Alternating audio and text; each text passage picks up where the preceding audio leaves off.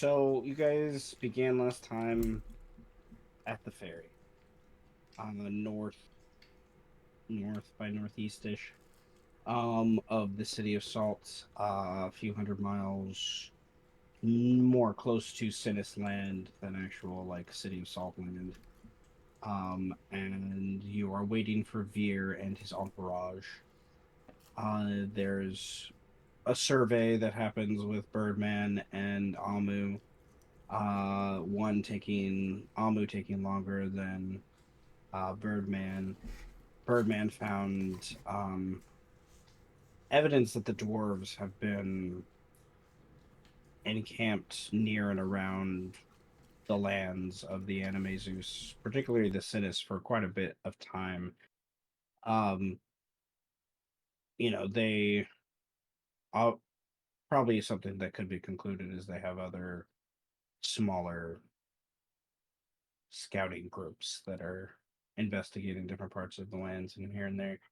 But nevertheless, um, Amu was able to turn into a bird and fly following the river, kind of easterly, and is able to get a more pinpointed position on where Veer's group is as they head back to the ferry, presumably to cross it and then turn south to go into the Senate City. Um, the scouting mission kind of sees some uh, ideas of uh, disagreement between what should happen with the group and Veer's group and things, and there's an obvious like fissure, if you will, between the dwarves of the group and the Animazers with kind of recent decisions. Um, but the Almo eventually kind of stops and communes with the trees to kind of get some more understanding of the area and who's involved. As there was some evidence of some eyes more or less watching you, and there's a dragonfly druid that was changed into one, I should say. Um, that's kind of surveying for Veer's own group. Who teleports back pretty quick after that through a tree to come back to the ferry house area. And after some discussion of kind of what happened while he was gone and Birdman sharing what he saw as well, uh, there's a little hummingbird person, the Trokill, kind of flutters from across the river, has a little like magical light with them is one of the reasons why you saw them. But nevertheless, they see you, you see them, and they kind of like, oh crap, dart away. And there is a quick discussion by you all to like shoot a little arrow of white light into the sky, moonlight, so to speak, to maybe signify, hey, we want to talk in peace. The Troco passed their insight check and like zoomed back around. Little druid, herself, and kind of sits outside where your group is, hovering over the water of the river, and um, wary of you all, especially because of how many Fae and elves are in your group, not just Animezus. Um, the She agrees to return to Veer with what the conversation happens, with what happens with the conversation, I should say, and to hopefully convince him of peace, of like coming in a peaceful manner, and not making this escalate into something worse than it needs to be. Um, Allowing you guys to control the release of the seal is, I think, part of that motive. But she darts away, gone but a few minutes. The only light, the thing you guys kind of know that anything happens with the passing of time is their little firelight from the torches that the group have kind of stop, and then there's an obvious split between the firelight as the group of dwarves kind of head off in one direction, a little more spaced out, and away from the river's edge where Vear and the other Animaesus kind of head more closer to the boat area. Um, and uh, once everyone's in view, um, this meeting of peace kind of happens.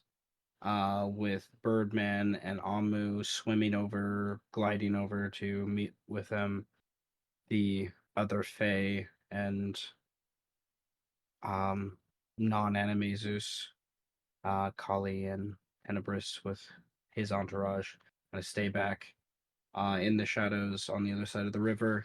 And there's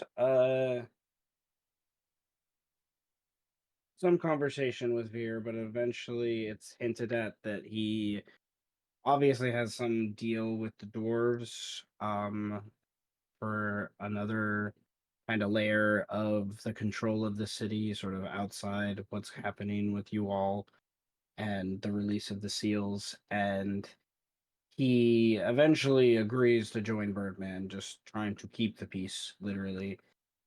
This angers the dwarves.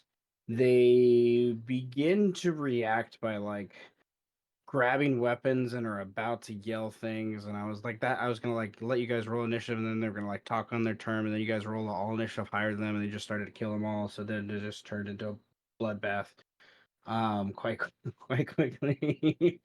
um mm, there was the simulacrum and White Snake and Scorpions who have joined, kind of transformed from the magic of Lord Tenebris. Magical swords flying about. It was just yeah, there's a lot going on. Eventually Veer kind of snaps out of the shock that he was in with all the chaos happening around, and he uh hops into the boat with Aether and Grary, one of the other Sinis who's joining him, and they, with the others, Amu and Birdman and Pio, get aboard the ferry while Tenebris and the other casters kind of mop up, if you will, the dwarves. Um, Eventually, looting through the corpses of their commanders to find some pretty decent gear. Um, they eventually get to the boat, uh, back and forth with the boat to kind of transport everyone to the southern side, and Amu opens up a transport through another tree to arrive back here at the city of Salt, just outside of it, in the kind of swampy areas where he's made his home for more than a few years. And once you start to make your way into the eastern parts of the city, you find it broken down, ruined, obviously, like almost like earthquake and things happened, more than normal. The Tarrasque in the few days you've been gone has been doing his thing. Just walking around. The seals have kept him still within the circle, but he has destroyed in the process a lot of the structure of the city within that. So, you know, renovating the Undercity, if you will. And uh, they find the Tarrasque, however, resting, if you will, and uh, where he's decided to sleep is still where he is at, more or less on the map. Was a where the sewage and runoff kind of builds up, so it's kind of turned into a little almost lake, honestly, with how big this guy is. But it's very, it's like only a foot or two high, but still like encompassed kind of a large area. And Birdman, Amu, Z, um, approach to kind of distract the beast with using what I called the beastling. Z, and the Tarrasque, in a very dinosaur-esque way, not actually, having birthed this creature, it just being created from its flesh, didn't quite understand the connection and just eats it in like one gulp. While Birdman kind of hides in the mucks and shadows, this gives them just enough time for Amu and Veer to, during that whole process, to kind of get there and then go through the minute or so seal release while Birdman walks up and distracts it and it then eats the thing. Um, Releasing the seal, there's one of those last little magical, like I imagine, pops that happen between uh the um binder lords and like there's no more like physical chains remaining, but the right claw of the Tarrasque still has this like somewhat visible, somewhat invisible, I imagine by this point, like tether that kind of keeps it sort of to this point. It hasn't. It probably could break it if it really wanted to. It just hasn't gone to that point yet. Um, if you guys were going to spend more time searching for Rumain, it would have gotten to that point. But you guys have decided to stay in the city and let the possibility of Rumain seems a little too far gone by this point.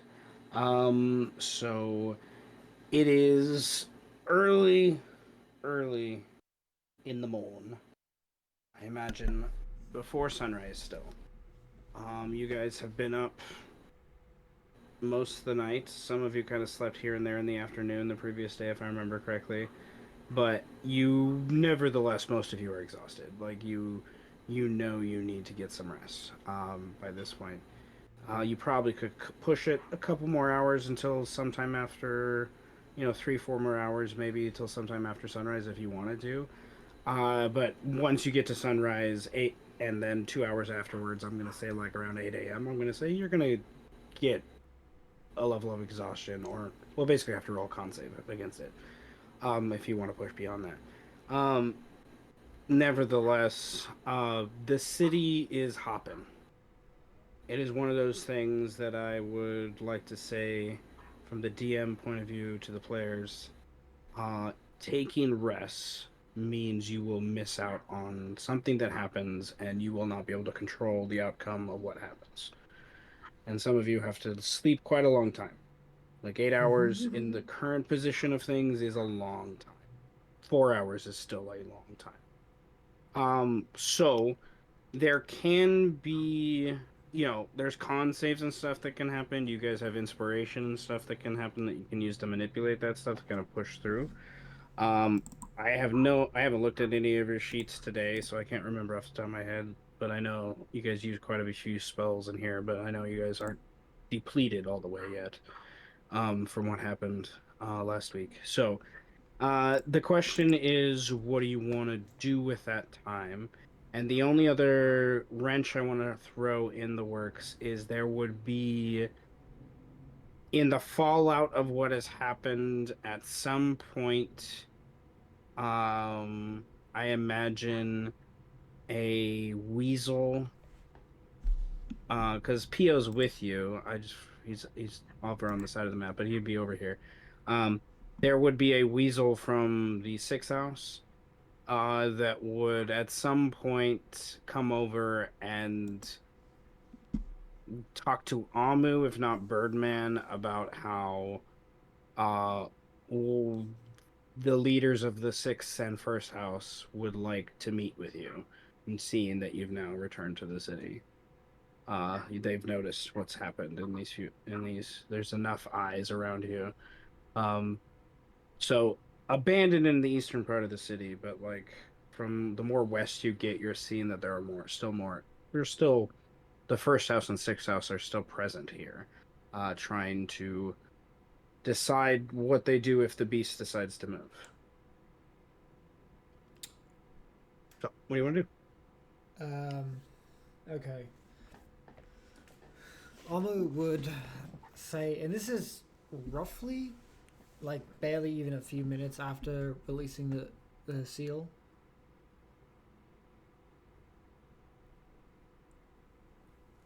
it can be within as it's basically the seal. Yeah, I'd say like no more than like 30 minutes after the seal being released.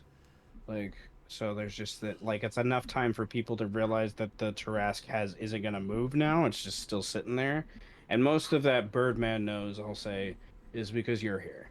Like Birdman is kind of grounding it. And Birdman, more and more, you're seeing that this thing, you are its shadow. When you're near it, it kind of in the opposite side of Peter Pan. How Peter Pan grounded his shadow, you're kind of the opposite effect. That's not terrifying. Um, okay, It's not cool. terrifying at all. So It's fine. Amu would say to that weasel, I will see to it that I meet with them in but a moment. First, I want to have a word with the now former 8th House leader.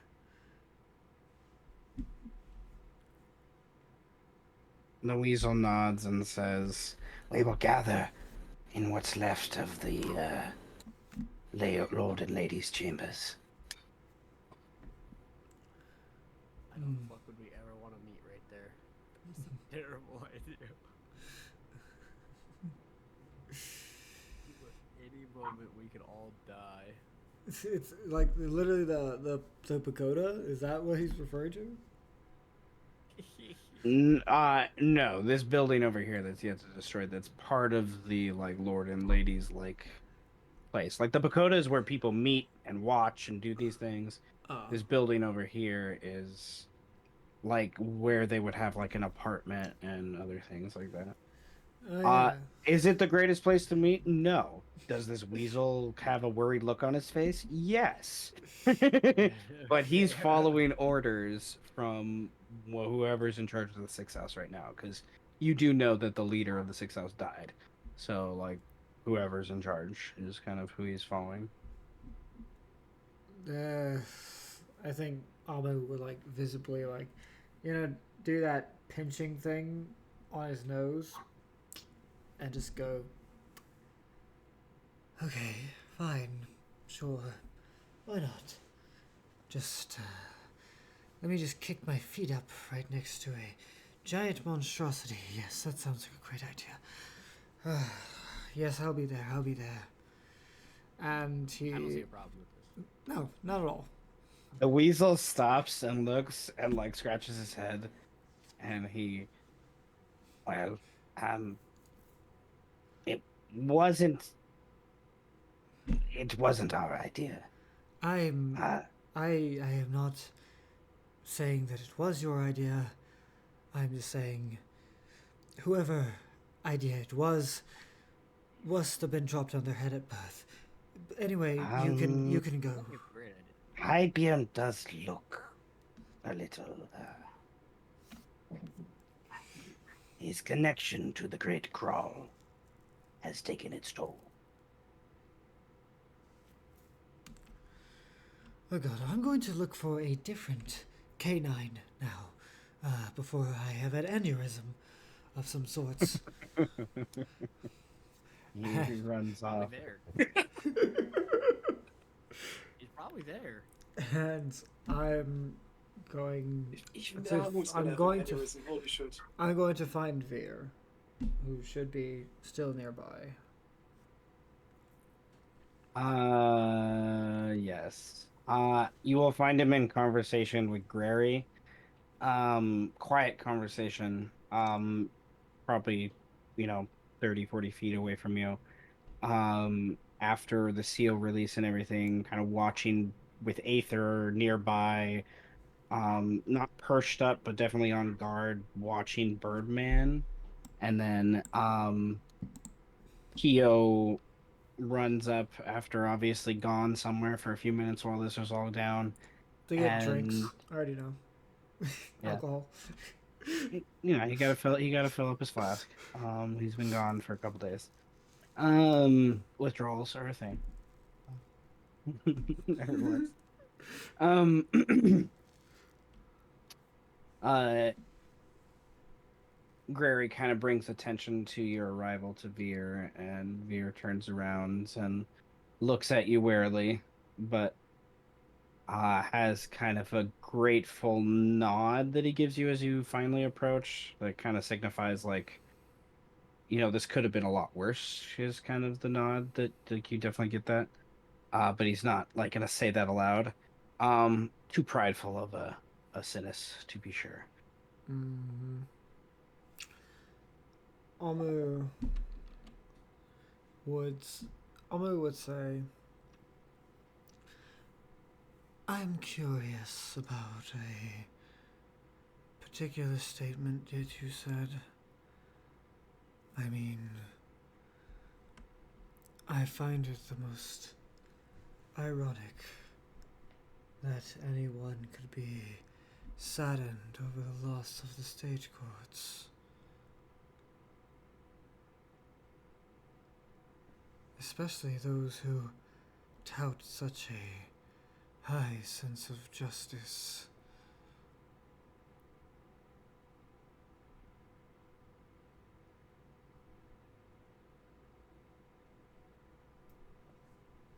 They were not a perfect means of keeping order in the city, but there were quite a few good citizens who lost their life that day. Those who were trying to change a system. It would have taken us time. A lot of time. Had we had known we only had weeks instead of years, for the city has stood nigh 3 centuries. We never would have known or expected. That is what I meant. I lost some friends that day, some good friends. And many other people in the city died because of its destruction. Since then, it was one of the larger catalysts. And then he kind of gestures over to across the way. And you guys have to look away, ways over, but you can see past like the fallen uh, structures and whatnot, where like the first breakage of the wall kind of happened when Cash broke out, which Amu probably knows very little about. But Birdman standing, I imagine, somewhat nearby, but definitely much closer to the beast than the rest of them. Birdman, definitely with your passive perception, you can hear their conversation. They're not like hiding it, but it's a layer of one of those things that the beast is. It's like when my dog eats her dinners ridiculously fast every evening, and then she just sits there for 30 seconds afterwards. It's just like, whoa, I got food in my belly.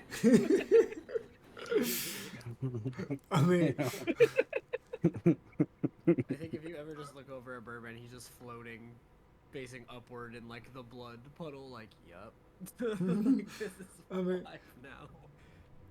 I'll- Just doing a little backstroke with the yup. I mean, Alma would look at. I mean, yeah, he would know about the destruction first because he knows. He would have already seen that before the stage court incident happens. So he would say, I am not. I'm not aware of why that part of the wall is destroyed, but I know it happened before my return to the city.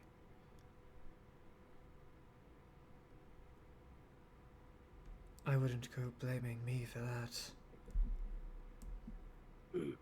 I was just saying that was one of the things that we should have seen as a sign, but we did not take it as one. We reacted. Ill intent. I say me and the other binder lords. confused we were. Pio just like raises his flask at that and drinks more. I'm with you, Yeah. Pew. There are other powers at play here. Fate, my god would say. Well, at least one can recognize their own naivete. Although, it's far too late to change anything of the past. But, I will say, I must commend you for doing so. There are others who have been far more disagreeable despite circumstances. So, if it makes you feel any better, many weasel friends have also died in the process due to the aftermath of it all.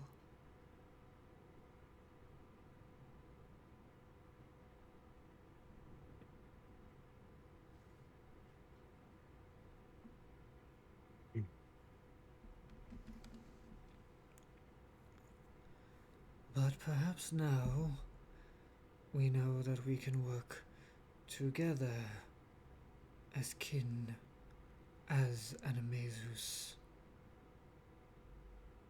He looks over at Grary, and I'm back at Aether, and Aether just blinks.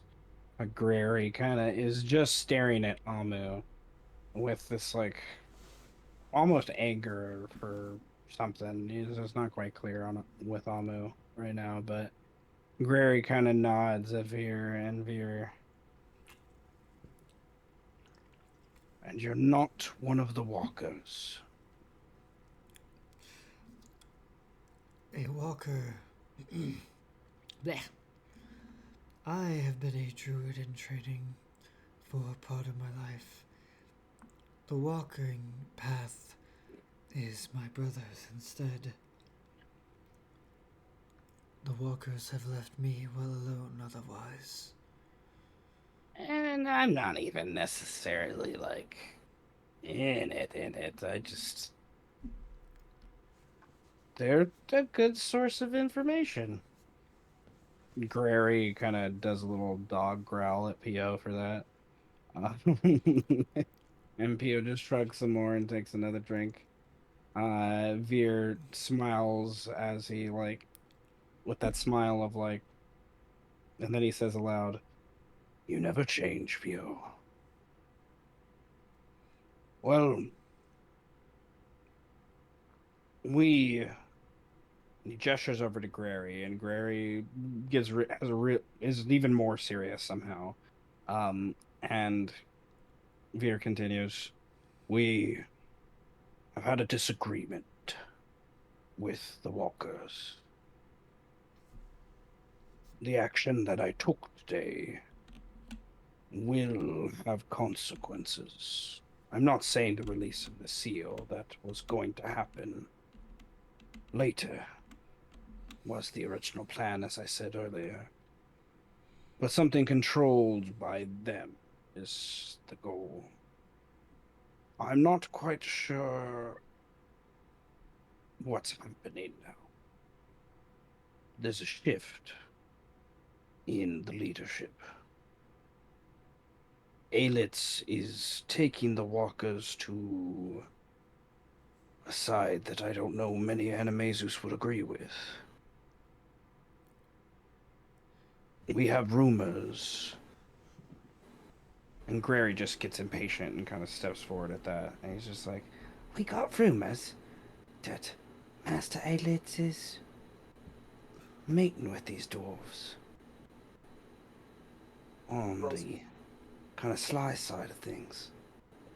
Trying to arrange some sort of takeover of land in order to arrange a peace deal. As apparently they are looking for land, losing some from their homeworld. I don't necessarily know how I feel about that. This is our land, is it not? Well, this I would agree with you, yes. I do not particularly care for dwarven influence, save for that of our fellows in the north, the ones from They the keep to south. themselves in the mountain. True, yes. And the mountain is more of a home for dwarves, as far as I am concerned or aware.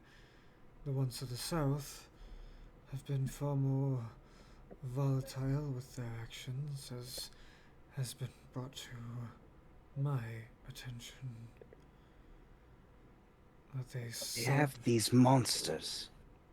I've seen them.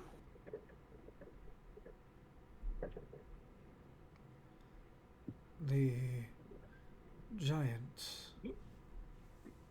things. I'm not sure what they are, but it downright put a Litz, who I've never seen scared of nothing, trembling in his boots.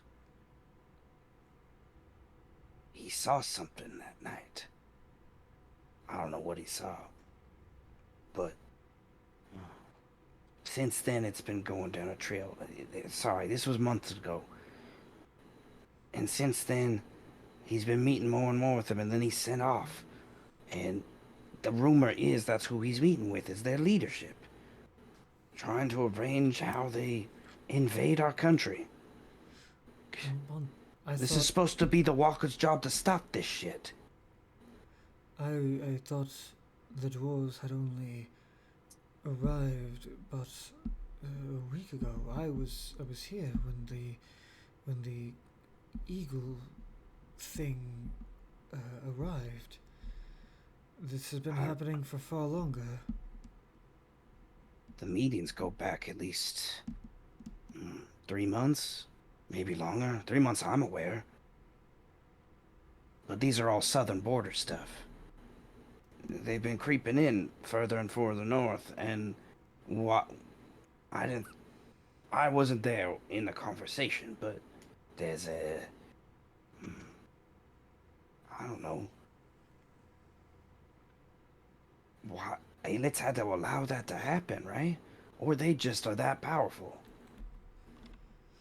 I heard rumors of the eagle. I didn't see it myself. Okay? But I've seen their other monsters. They got, I don't know, something that looks like some crazed cow monster. I don't know what the fuck it is. We can hurl acid balls the size of, he tries to find something big enough, and he can't. He's just like, I don't know, bigger than any of us. I cannot attest to the power of the gnome referred to them as primordials. I cannot attest to their power, but I do know they are ancient as and Amu points at the Tarrasque as that itself, and they are meant to fell it once and for all. Nothing can kill that, Gregory says. Vear just turns and looks and stares at the Tarrasque, who is starting to come out of its like stupor a little bit, and was kind of like gonna decide what it's gonna do. We should move. This is a conversation better had with the others. They are apparently, for some fucking reason, meeting in the Lord and Lady's house.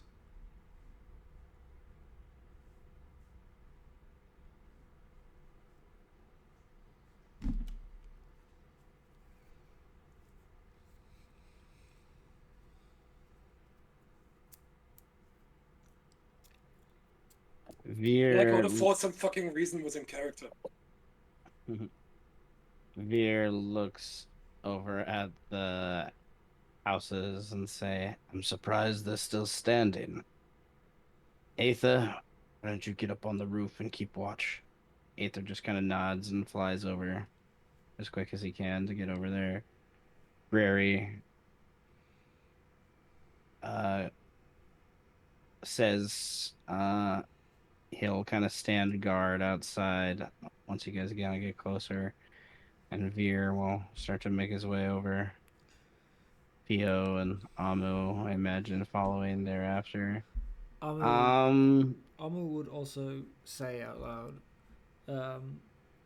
Birdman, do you wish to join, or are you going to continue your leisure swim? Just looks over. So the Tarrasque is, how is it acting now? Like, I guess it depends.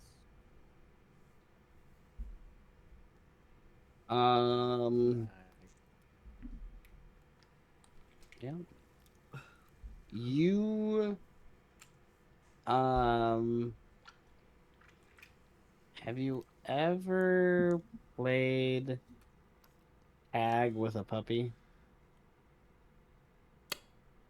Yes. Oh gods. You know, like they run around Oh a no. corner and they get lost around the corner and things. Like you're getting that vibe right now from the trash. You don't not exactly sure why you're getting that vibe, but it's staring at you intently. Like, Fuck. intently. Oh. And you're not so sure it's not gonna eat you either, but you also know you're not gonna die if it eats you. Like you're like the Right. only one where that like won't happen because you'll just like get absorbed in its like soft palate, and you know it would be good. And even if you get to the stomach, you know that's where your raiment was more or less born. So, um, I'm just you're fine with that idea. But there's definitely like the vibe of like, are you the one holding the ball or are you the ball? Is there a way I can ask it if I'm the ball or if I'm holding the ball in the game? Uh, Like, you would need to the what well with how I've been handling the raiment so far, the raiment needs to touch the Tarrasque. oh fuck.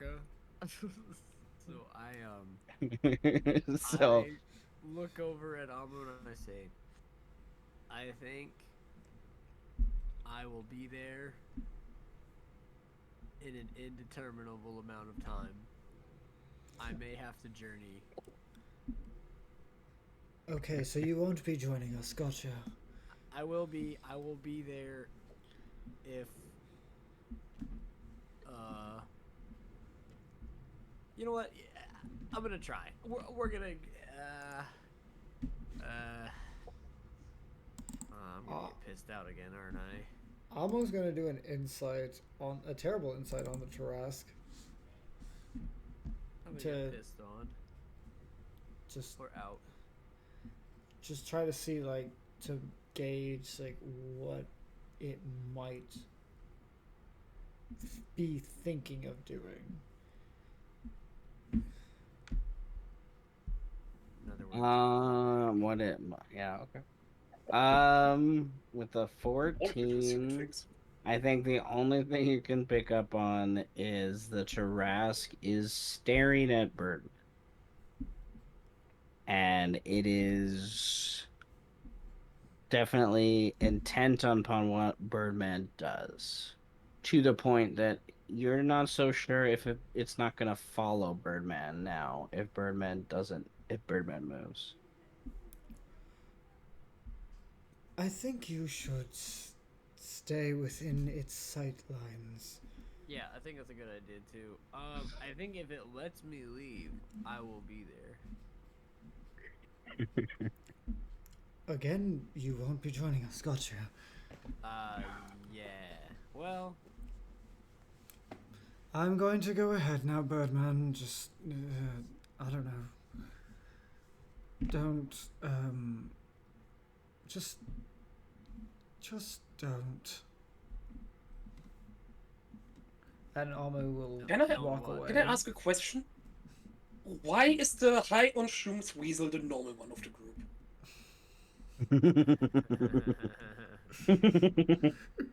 uh, It's true, isn't it? it's a funny question, though. Little bit.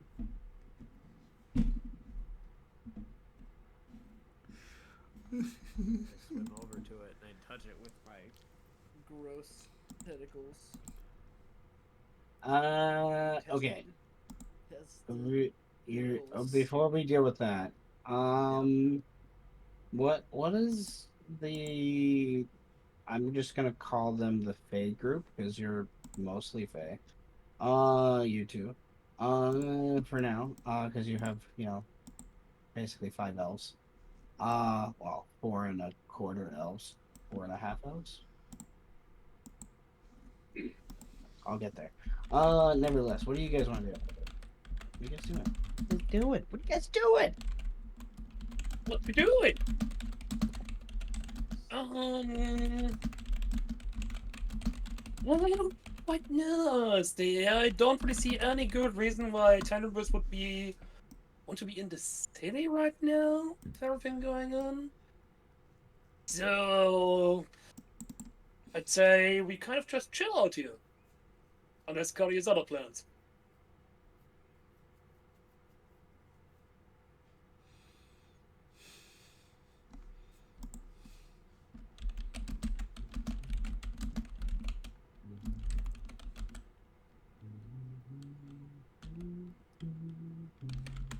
Cody, you there? Oh, sorry, I missed that. My boyfriend came in because I'll find the stars of his wanted to say hi on the phone. So hi. What do we want to do? What?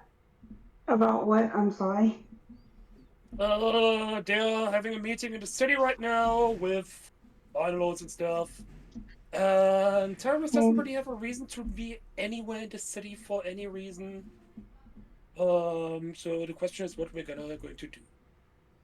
So you two are outside the city right now, essentially. Yeah, pretty much.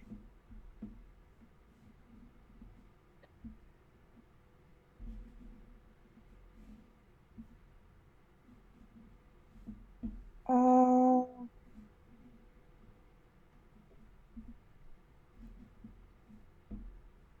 I kind of just want to explore some, like before we go back to the city. Can we do that? Sure, we can do that.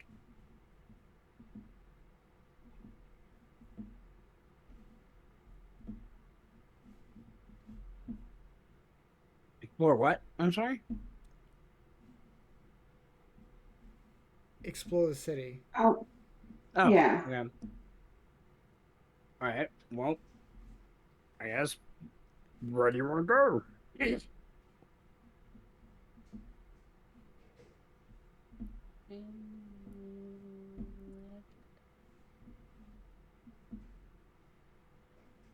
Let's go north. With a beast crown, because why not?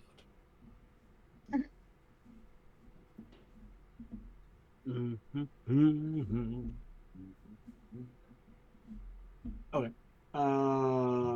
Give me 1 second to open up a document.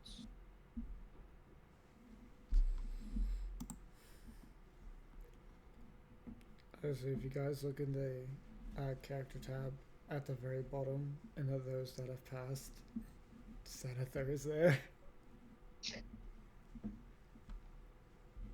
Right underneath Terry. Harry? Yeah, the landlord. There. He's still there. He's still there. He came back. Oh shit, no. Well, he never really died, so because he's He, a demon. we kind of did. Well, he's Once. a demon. He's still a demon. What? I so- thought he's a zombie that we burned. No, he's a warlock. Because he had a. Warlock. Oh. Okay, rephrase. He sold his soul and became a demon. So, there you go. And what is he doing among the deceased? Bring him back. No, he's a landlord. He never had a soul to begin with. Oh, that's very fair. That's fine. I got distracted by that I forgot what I was looking for. Nevertheless, I found it again.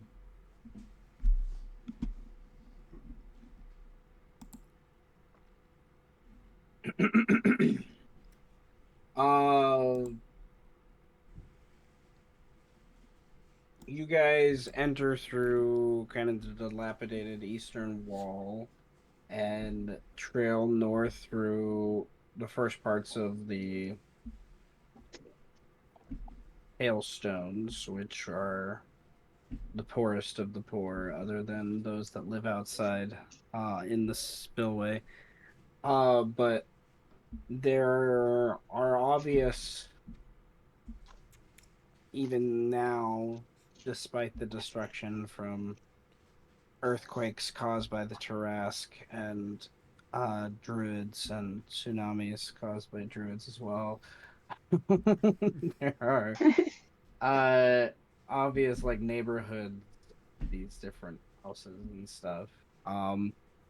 Most immediately you guys have what's left on the 12th house on the left, which is a lot of boarded up, sealed up, cemented stuff. um on the right is abandoned, um kind of,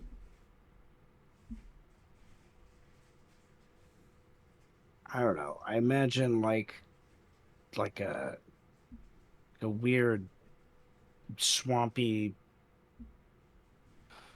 I don't know, swampy domed house structures with this like weird mudded tower thing that rips out of it. It's where the second house used to be, but they are now gone. So there it's a very eclectic area of like different styles that kind of clash against each other of architecture and stuff, where you have Animaesus meeting dwarven and sylvan kind of architecture. Um, you trail north and eventually get to on the right. You would see the first people, if you will, in a long time. Well, the first people since you've come through the city, other than you guys who you're traveling with. You'd find the base of the sixth house, um, which is this very military-looking tower at its base, just behind the walls. Uh, that are the walls are covered with ballistae and cannons and uh, insert any other idea of weird kind of weapon between those two ideas, as well as guards that kind of search and circle around and whatnot. Um, there's a behind the wall you can hear, and then once you kind of get to the slightly open gate, you can see beyond the gate.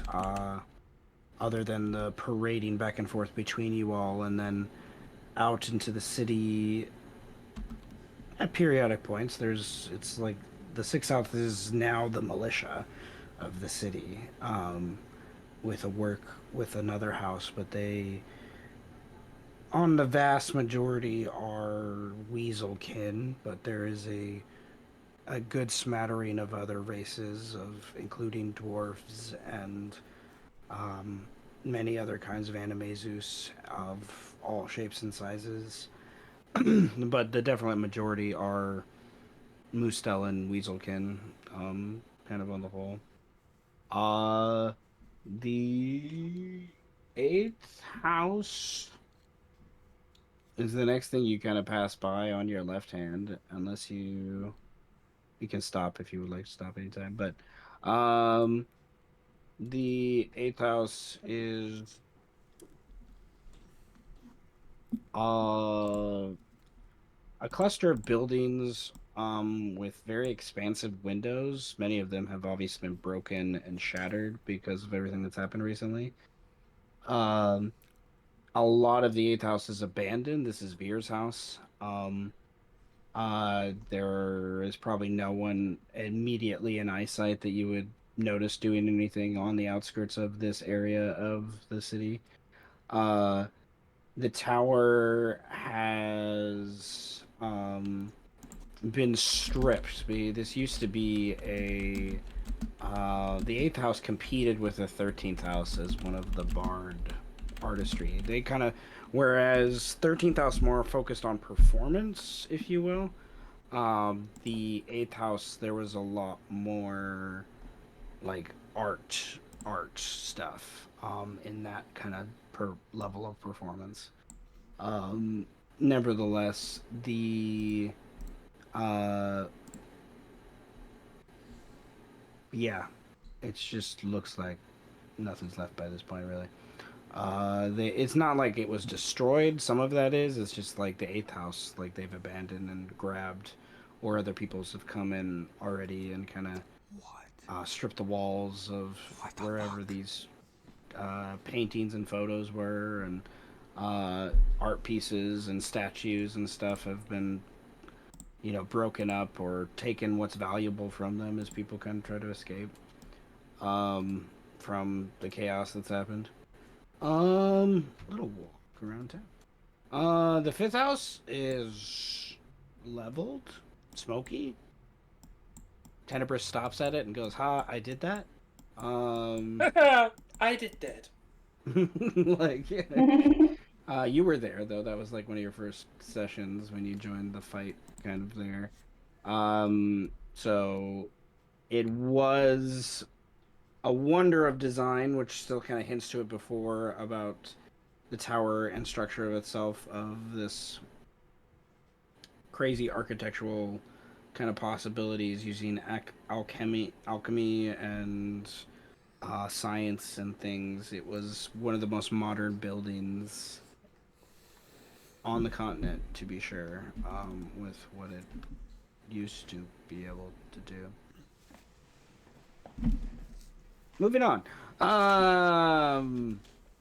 The 13th house is there are people still there. Um, they are kind of going through the spaces, and some people, this is just like where they are, but a lot of it's also been destroyed because of the stage court's fall, not really because of that.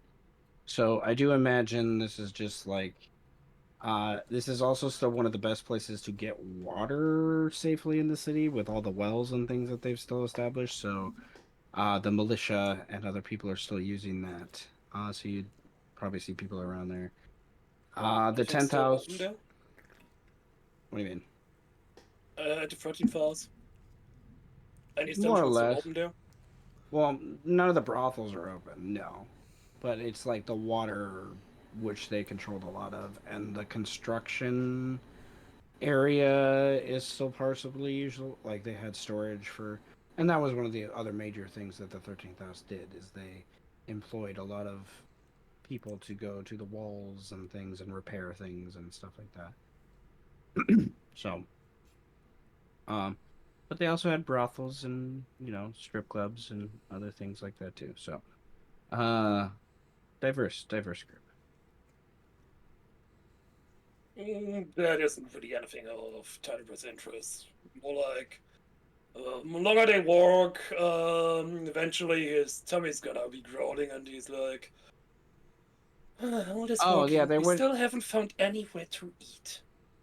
Um, from what you've seen so far, you would have to go beg the sixth house, or maybe walk through the 13th house and find something, or go to well, our lovely Callie is a cook, and you've already used the kitchen once that was partially left behind from the destruction in the 10th house, so you could return Yeah, there, and I was Callie could cook gonna something. I was gonna ask if the brothels had like kitchens and if we could possibly There would kind of sneak into be one. there. I think there's definitely a chance for you guys to be able to find one in the 13th district if you wanted to. Like, find there's plenty of taverns, and brothels and things. It would just be a search check of some sort. So probably investigation more than perception because it's going through trying to think through ruins and things like that. I imagine more of like where things used to be rather than because there has been a decent amount of destruction in this part of the city. Um, so, The uh, fault that I flooded. I'm sorry, what was that? Is this the fault that I flooded? Because I remember there was something I flooded. No, this is the part that I No. earthquaked. This is the part of Oh you shit, God. the two blue boxes Okay. represent where where the floods happened, but um, Oh, my nevertheless. computer is broken right now, Oh, so I that's right. can't That's right. see. That's Uh, hey, does someone? I don't want to show my screen because I don't want to reveal things. If someone else wants to share their screen, that might be helpful in Discord for her. Um, but it doesn't necessarily have to happen. But yeah, if Tenebris, you want to roll an investigation check with advantage because Callie and others are with you to assist. Um, you can try to find something, or you can just, take more time to walk to the 10th house. Had a look at Kali and ask, what do you think? What is our best option of finding food? But people talk about your cookies before. Huh. Mm. Ah, sorry, my headphones died.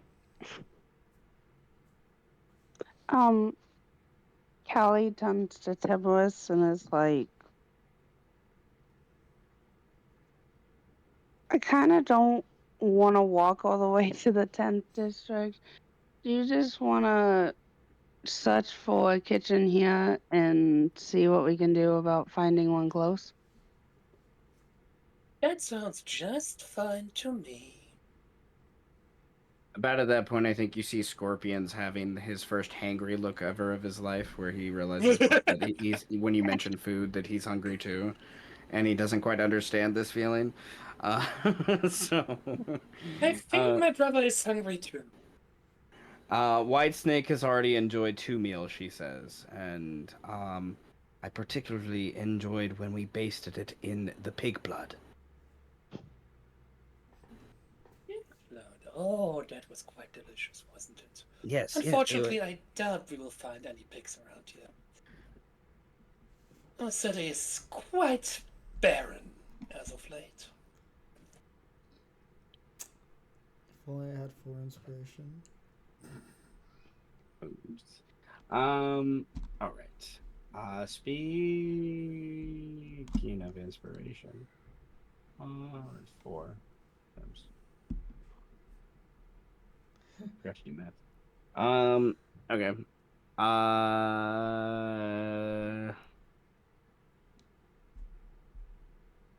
was totally about to be like, I spend 3 inspiration to make a pig run by. Wait, no, that's not. I need more inspiration than that to do.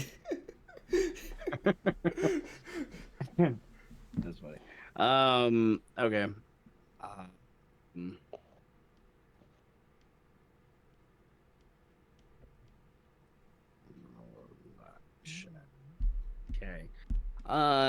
You find a. I would like to say, I think a tavern actually closer to the stage course. That has been broken down and abandoned. Um, but there is part of a hearth that could, I guess, be used. And you find a cupboard that's been crushed nearby with some dented pots and pans. And you're able to find some pooling water that's nearby that's actually coming from one of the safer springs within the city that are near the 13th house, and are able to, I imagine, get stuff started. It's definitely, I think, more on a camping level of cooking than anything else. Uh, but you at least have fresh water, and that's kind of what's I think is more important than anything. So, I guess for the sake of the narrative, if nothing else, Callie, would you roll a cooking check? So, Tenebris, I imagine needs to open your sheet. Um, and I think it should be with either if you're being more creative, I think it should be with charisma.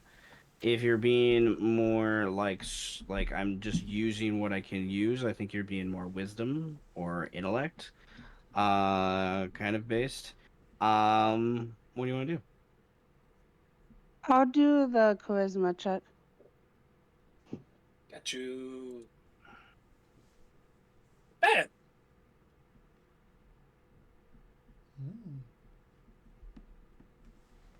That's a good roll.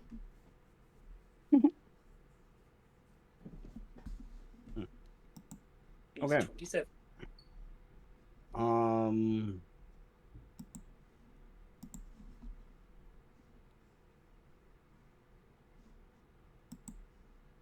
Interesting.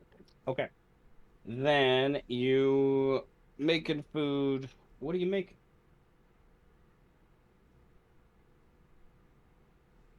Um, What are people smelling? yeah, what do we have? What's so tasty? Um, I was honestly, for some reason, I was just gonna make soup, but I was gonna make like fancy kind of soup, I guess. Fancy soup. Yes. Okay, fancy soup. I like the fancy type of soup. All Some, right. somewhere, Then Soup. somewhere in the world, Eros just gets an itch on the back of her neck. she I just had this mean, weird thought. I haven't had soup in a few weeks. Like suddenly tastes garlic on his tongue. the group basically said they mostly eat soup, so I'm just Yeah, sticking with that. the forest group does. The city group, I don't know what the fuck they eat. The city group just eats food. We haven't talked too much about food with the Never city really group. thought about what Tenebris was eating, if I'm honest. He does eat because he has to. I mean, besides the one person eating people, I Okay. can't remember who that was. You That was guys, like, or was I understand with someone else. you have dealed out, found makeshift bowls, cleaned them to the best of your ability, uh, and have tried to fill them up with some soup. It definitely is like you're gonna have to get more than one helping because the bowls are not really like big. They're like pieces, I think, of like ceramics and things that you found. Um, unless you guys have something in your inventory you could use. Um, Nevertheless, you've had a couple helpings of the really good soup, and Scorpions is enjoying food for the first time, distracted by it. I imagine that White Snake kind of makes fun of his weird face he has when he eats things. And her just being kind of, I think, naive herself with the things she's never seen happen before. Let's imagine Which I Scorpion's think the kind of his drummer idea, face right now. yeah. Um, but the before I switched to Birdman, um, the like second helping kind of pouring out to each everyone is interrupted by someone outside. You hear them kind of approaching, and they clear their voice before they enter into the area you're in, and say, "Excuse me, I smelled something quite wonderful. May I join you?" So, there should be enough soup left for you. Okay. By all means. a Oh, bird fuck. person comes in to your kitchen dining area from one of these taverns. He looks like he's dirty and tired and whatnot. But the smell of the soup has obviously distracted him a little bit. And he, oh, thank you. I, I did not think I would be as lucky to find a meal so easily tonight, and yet to be able to sit with good friends. Um, I am Master Uviv. Please, to meet you. And he pulls out a little ceramic thing that is like a cup more than anything to like have Callie put some soup in. I pour him some soup. It's nice to meet you too. He thanks you. You look up and down at the Animaesus. He's obviously, you can see, the picture is him and like if he's like about to attack you, I guess. But like on his hip is a spell book. He's wearing simple robes. There's an energy and magic about him that you, as a sorceress, I think would just pick up on. He's obviously a magic wielder of some sort. The spellbook hints to a wizard. Definitely. Tenebris would immediately kind of recognize that, and he on you Tenebris, I imagine, as well. The kind of obvious like accoutrement that hint to those things. Um, and he says, yeah, he says thank you like 2 or 3 more times, and then just slowly starts to, he puts his beak down in the cup and like slurps some of the soup and just kind of closes his eyes, sort of, to relax with the warmth as it kind of hits down his throat. He obviously hasn't eaten in a day or two, with whatever has been going on with him. He doesn't speak. He's obviously just kind of enjoying the food, and he goes through the first helping. He's like, "Is there something that I can give you as a thank you?" What do you have on you? That is an interesting approach that, of course, a Fey would ask of. I should have been more specific. Um, he chuckles.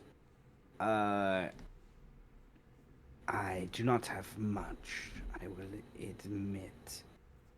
Um, he pulls out a pouch. He opens it onto his palm and he counts out about 15 gold. I will give you all that I have. The gold will be quite useless. The city seems like it is gone. Ah, you figured it out, didn't you? You say the city, I say what is going to be left of the city very soon. He raises an eyebrow but doesn't press any question towards that. Well, It's please. obvious, the big fucking beast. He kind of shakes his head at that and is just, you are braver than I. And the word brave is snide, and he doesn't mean brave. Um, Or at maybe I'm all. just a fool. Who knows? Well, you cannot do this alone. And I see your entourage. I do. Powerful Fae, all 4 of you. And you, young lady, your heritage screams almost through your clockwork eyes. It is curious. Fate and the gods are making many claims. This, I don't know, did they cause the rise itself? I have been investigating the connections, trying to understand what truly is happening here. But I I wouldn't. must go find my own rest tonight, so I thank you for the meal. He turns to Before you Callie. go, why don't you keep the gold and tell us what you've learned instead? I have learned many things. would have to be more specific. The most interesting tidbits. The most interesting. Well, through siphoning the pressures of the beast's own heartbeat, turning that into a sound that you can almost vocalize, I have found a way to stop one's heart. Through the pressure of that can become whether that is they are simply stunned or they have unfortunately perished by that point. Through the investigations of the research that the houses have been doing, I have learned something tremendous. But I am apprehensive to use it. And he looks at Tenebris and his entourage in a way that, like, he's processing something. He's not. He's having an own conversation in his brain about something that he's not actually talking about at the same time. But he continues. They have unlocked the secrets of life in many ways. A precious thing to be able to transmute what isn't into what is. Oh, how very interesting. Continue.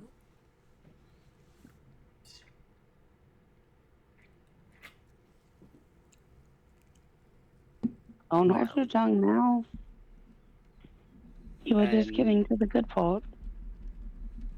well, I can't give too many specifics. I am not so sure you are the experts that would understand the depth of this. Perhaps for some more soup. She pours him another bowl. I like your ethnicity. I have discovered something about the beast. Subtly, in the last 24 hours. It is practically immune to magic. Immune. We never even unlocked this preciousness. You say practically. What precisely do you mean? I have tried everything other than to disintegrate. I have tried, well, let me rephrase. I have not tried to harm it because I do not want to die. But I've tried to cast various spells to transmute its being. The haste spell was ineffective. The stone skin spell was ineffective.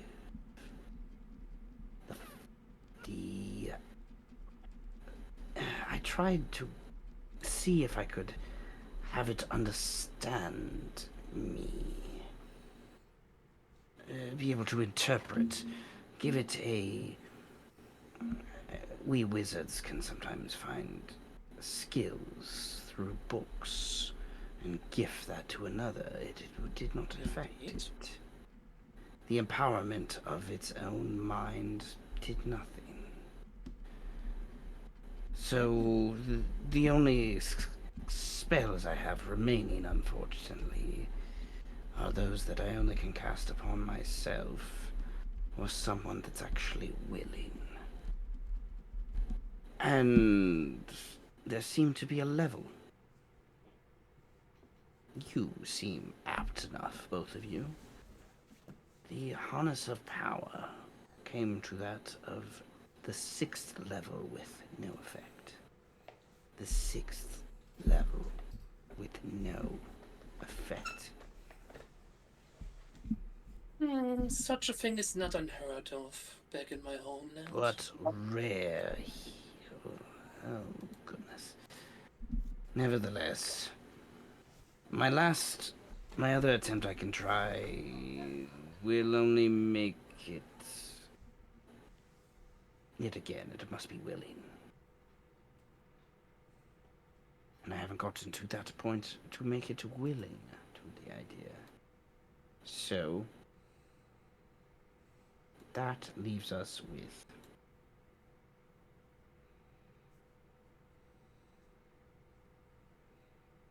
our issues. I've tried slow. I have tried darkness. He sees through it. I have attempted to hold the monster, and it does nothing. I could have told you that at a glance at the enormous beast. Well, I am not willing to go to any higher level than the 6th, for that would imply that this creature can only be killed by a select few. Weapons made of that caliber are rare and few and far between. To have a paladin or a warrior be able to stand up to that might. Impossible. This will be a battle of mages. Yes, but it raises the question, why would you want to harm it in the first place? It is quite a magnificent beast, is it not? We have already found the answer to this. It is just re-solidifying the purpose back to intent. Pieces of it are most precious.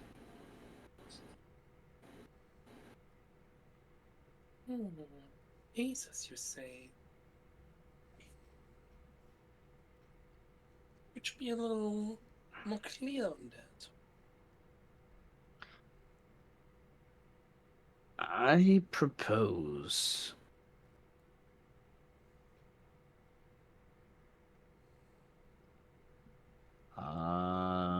yeah, I don't think there's any reason why he distrusts you at this point. Um, I propose an assault from within.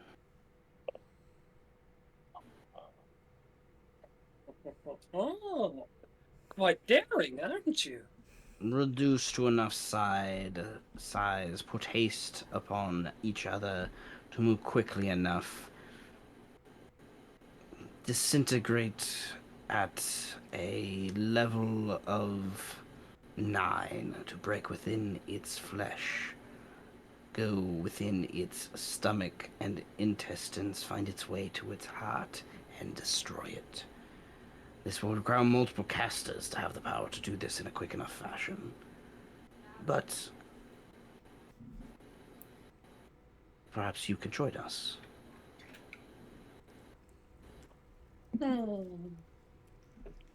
Both of you. All 5 of you, even. I would like a day or two of preparation first. Yes, it will take time. And there are other movements happening. We must see how they play out. The rumors from the east of a horde of centaurs making their way. Something we have not seen in nigh 150 years. The city is vulnerable. People will lay claim. People will probably die in the process unless we take that beast for what it has always been. Ours. So, I shall return within a few days. I have some other business. Thank you for the soup. I would have another idea, actually. I've seen the beast devour umberhogs. Wouldn't centaurs be quite a delectable feast for it, too? If you just lure them in its direction? Oh my goodness!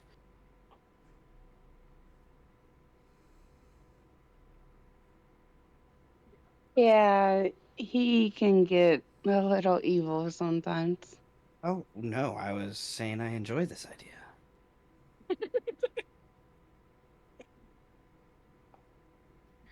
We have some things to take care of. It is wonderful to meet both of you, my new friends. Yet again, I am Master Uviv. You may Nice call meeting me you, Ruby. Tenebris, or Lord Venator. Lord Venator, your presence precedes you. Oh, so you have heard of me. I know of your connections to the Master and Lord Farwin. He was smart to get out of the city when he did. I would have thought you would have left with him, but like I'd miss out on all me, this it fun. seems. Oh, yes. There's so much to be had It within the has city. been centuries since I had the opportunity to participate in such a grand battle. I am not going to miss out on it. Well, you enjoyed that. I will reap the rewards of what comes after. Nevertheless, well met. Well met indeed. I will be back in a day once I have gathered the others.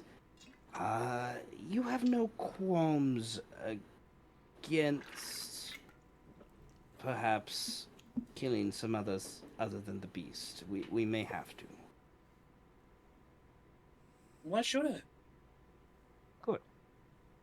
There is certain claims that need to be made in order for this plan to work, and there are still some houses that think they have power here. Power is within whoever claims the beast. They all do, until they are reduced to ashes.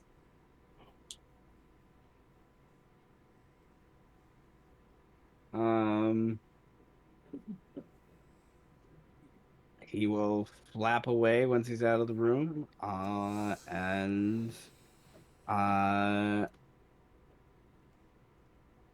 you guys enjoy some soup. Once your bellies are full and warm, you get kind of tired. I'm gonna be honest. It's kind of hard after the day you guys have had.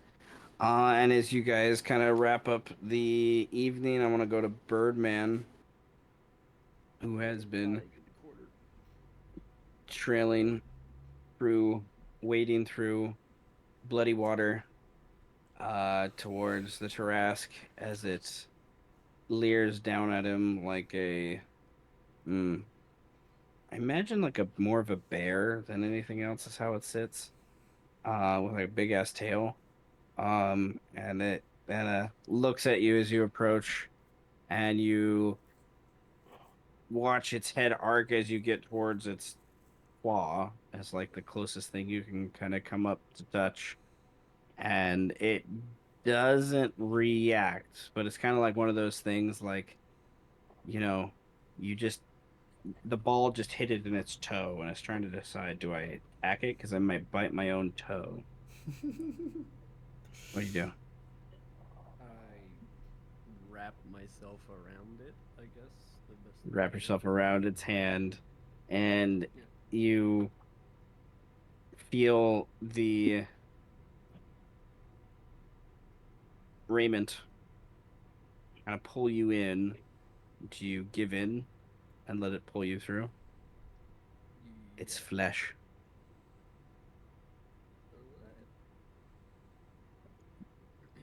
Or do you want to control more where it goes? Somebody is fucking ringing my doorbell. What an inopportune time. Hold on 1 second. Oh, what an asshole. Yeah, speaking of assholes, that bird killed my weasel people. Yep, he did. Fucking fireball in the middle of our room. I purposely didn't say his first name. So. I'm back. It gets sucked into its hand.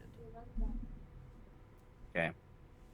You get sucked into its hand, become one with its skin layer, and then kind of get absorbed through its muscles, and then somehow get into one of the major blood vessels and start to get sucked up through its arm, eventually arrive at shoulder area, then through another few blood vessels to get towards kind of where the heart is and kind of get absorbed through the heart. And where do you want to go? What do you want to do? I don't know. I think I want to like. Man, can I talk to it again? I don't know. The last time I talked to it, I almost became it again. Yep. Ugh. You can talk to it. Like, to just ask it what's up. I guess.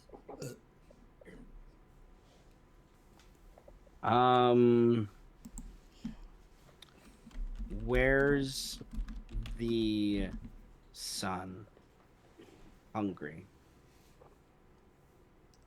I don't know. It moves. Hmm.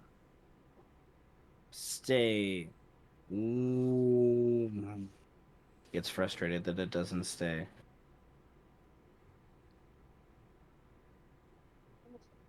Hungry. Where more food? Hungry.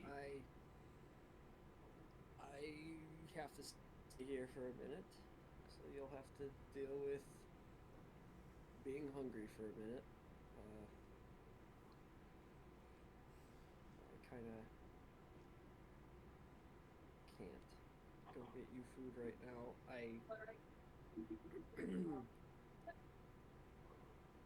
But I know you're hungry, so um, did you like the last thing I brought you? Was that like cool? Was that like was it like on the menu? That was like that was Tasted. Tasted. Dark. yeah, you're pretty dark. Imagine you probably have a lot of dark meat. Want light. Sun.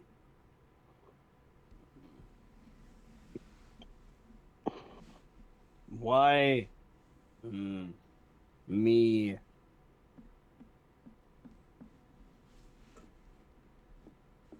Yeah, that's like the extent of how far his brain goes, I think. Why me? Me, bro? Tip it to his Why voice. me? Oh, I forgot he had the high pitch one. Why me?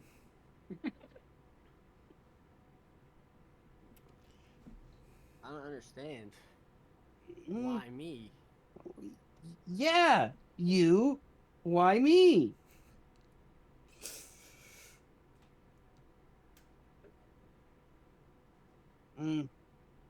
Okay, go find Sun. And the Tarrasque obviously stands up. Okay.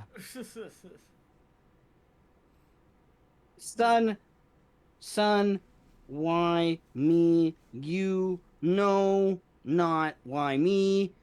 Sun, why me?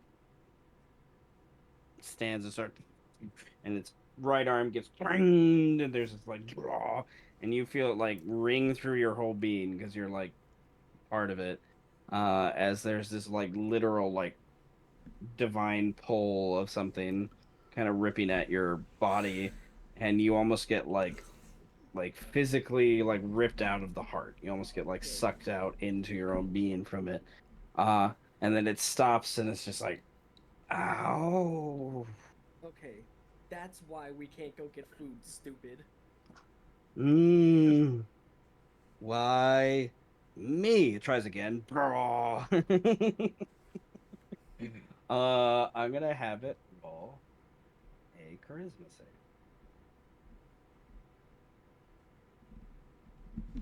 Oh man.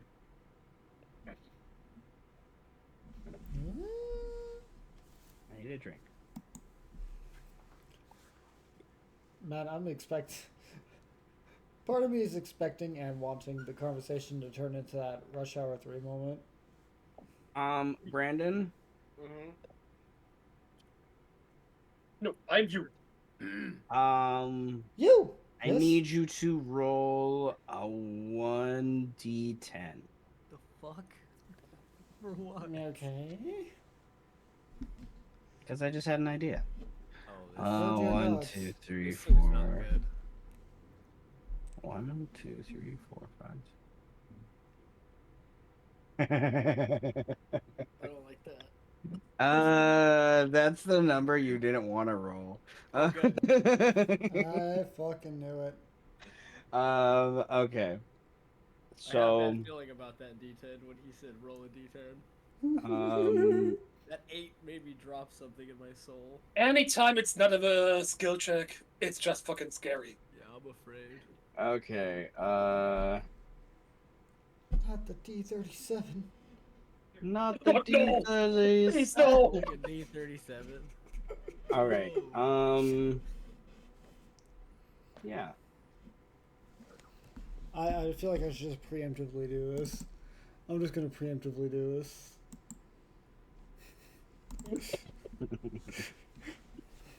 Just gonna Okay. go have smoke. You guys have fun. So the Oh Tarrasque, my god.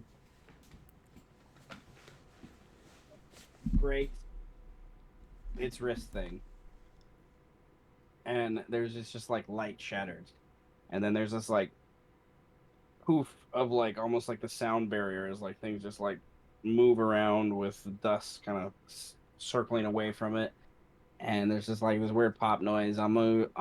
You're already like the Tarrasque got up, so I imagine if you're even somewhat close, you guys are like, what the fuck? People coming on the balconies and whatnot, watching it just run over and get stopped twice. As the other leadership kind of gather, waiting for the last few people, I guess, to attend. They probably maybe will not attend. I don't know. But Birdman, Yeah. you need to roll me a sanity save. Oh, Oh my god. To be Oh, sure. son of a bitch. Before, because I don't like I guess the sanity save is also part of like, can you even understand from the point of view you're in what is happening? So Can I I guess give part. myself? Can I use an inspiration for this? Yeah, you can. I would like to. I would like to roll this with advantage. I'm afraid. That's Well, a good one. You That's passed. good. That's good. uh, I struggle with it a little bit, but it's fine. you struggle with it a little bit. Okay, so you you figure out that you are willing and want to go with this thing, and you're willing because you're part of this thing, and you get taken in by a magic that this thing seems to have, and the creature um activates a spell, if you will. And you, like, quite literally, man, like, you had to roll an 8. It was like one of those things you had to roll an 8. Like, only an 8. If you rolled a 10 or a 9 or any other number, it would have been like, okay, we're just gonna continue with what's going on. It was just like, I chose it for a random fucking like, hmm. Oh my god. So my brain is just like, okay, things that I didn't want to have happen This are divine retribution, happening. firstly inevitable to know this. It has to be me, bro. So like, do I? Yeah, I'm gonna do it. I'm gonna do it. Okay. I don't do these things on purpose. I never do these things either. happen. So We didn't even plan okay. to go off rails with this. What the fuck? It's the accidental off rails. Come on. I love These are them. the best ones, though. These are the best ones. Okay. Oh, the Tarrasque wants to leave. It wants to go. And Birdman, you can have some sort of input into this. I would like you to I'm going to, in very vague terms, give you some descriptions, and you need to pick one of them. Okay. Okay. All right. So the first one is together, earth, fire, wind, water. That's the first one. Okay. That's the first one. The second one is ghostly. Okay. The third one is astral. The fourth one is fiery soul. The fifth Fiery one, soul? fiery soul. Bro, what Yeah. the fuck? What the fuck? Yeah. The next one is oh yeah. What's the word? Perplexed. Perplexed. It knows how Why to are wait. you- Oh, that's perplexed. Nah. Why are you describing us right now? What the It doesn't know what perplexed means. The Just next for berries and cream, man. I like it. I like it. That was The, me. the next one is clocks. Locks. Clocks. What the fuck? The next one Bonnie, is run. darkness. Embers, run. Okay. The next one is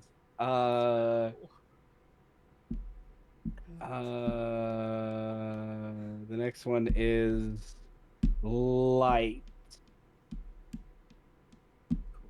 But not what you think it is. Not what you think.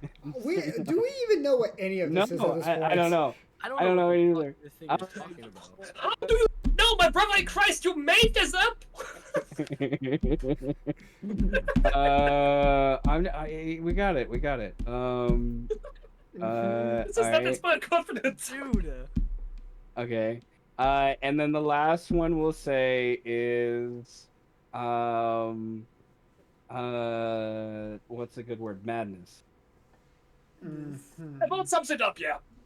Okay, yeah, what the fuck does that mean? Make chaos take the world.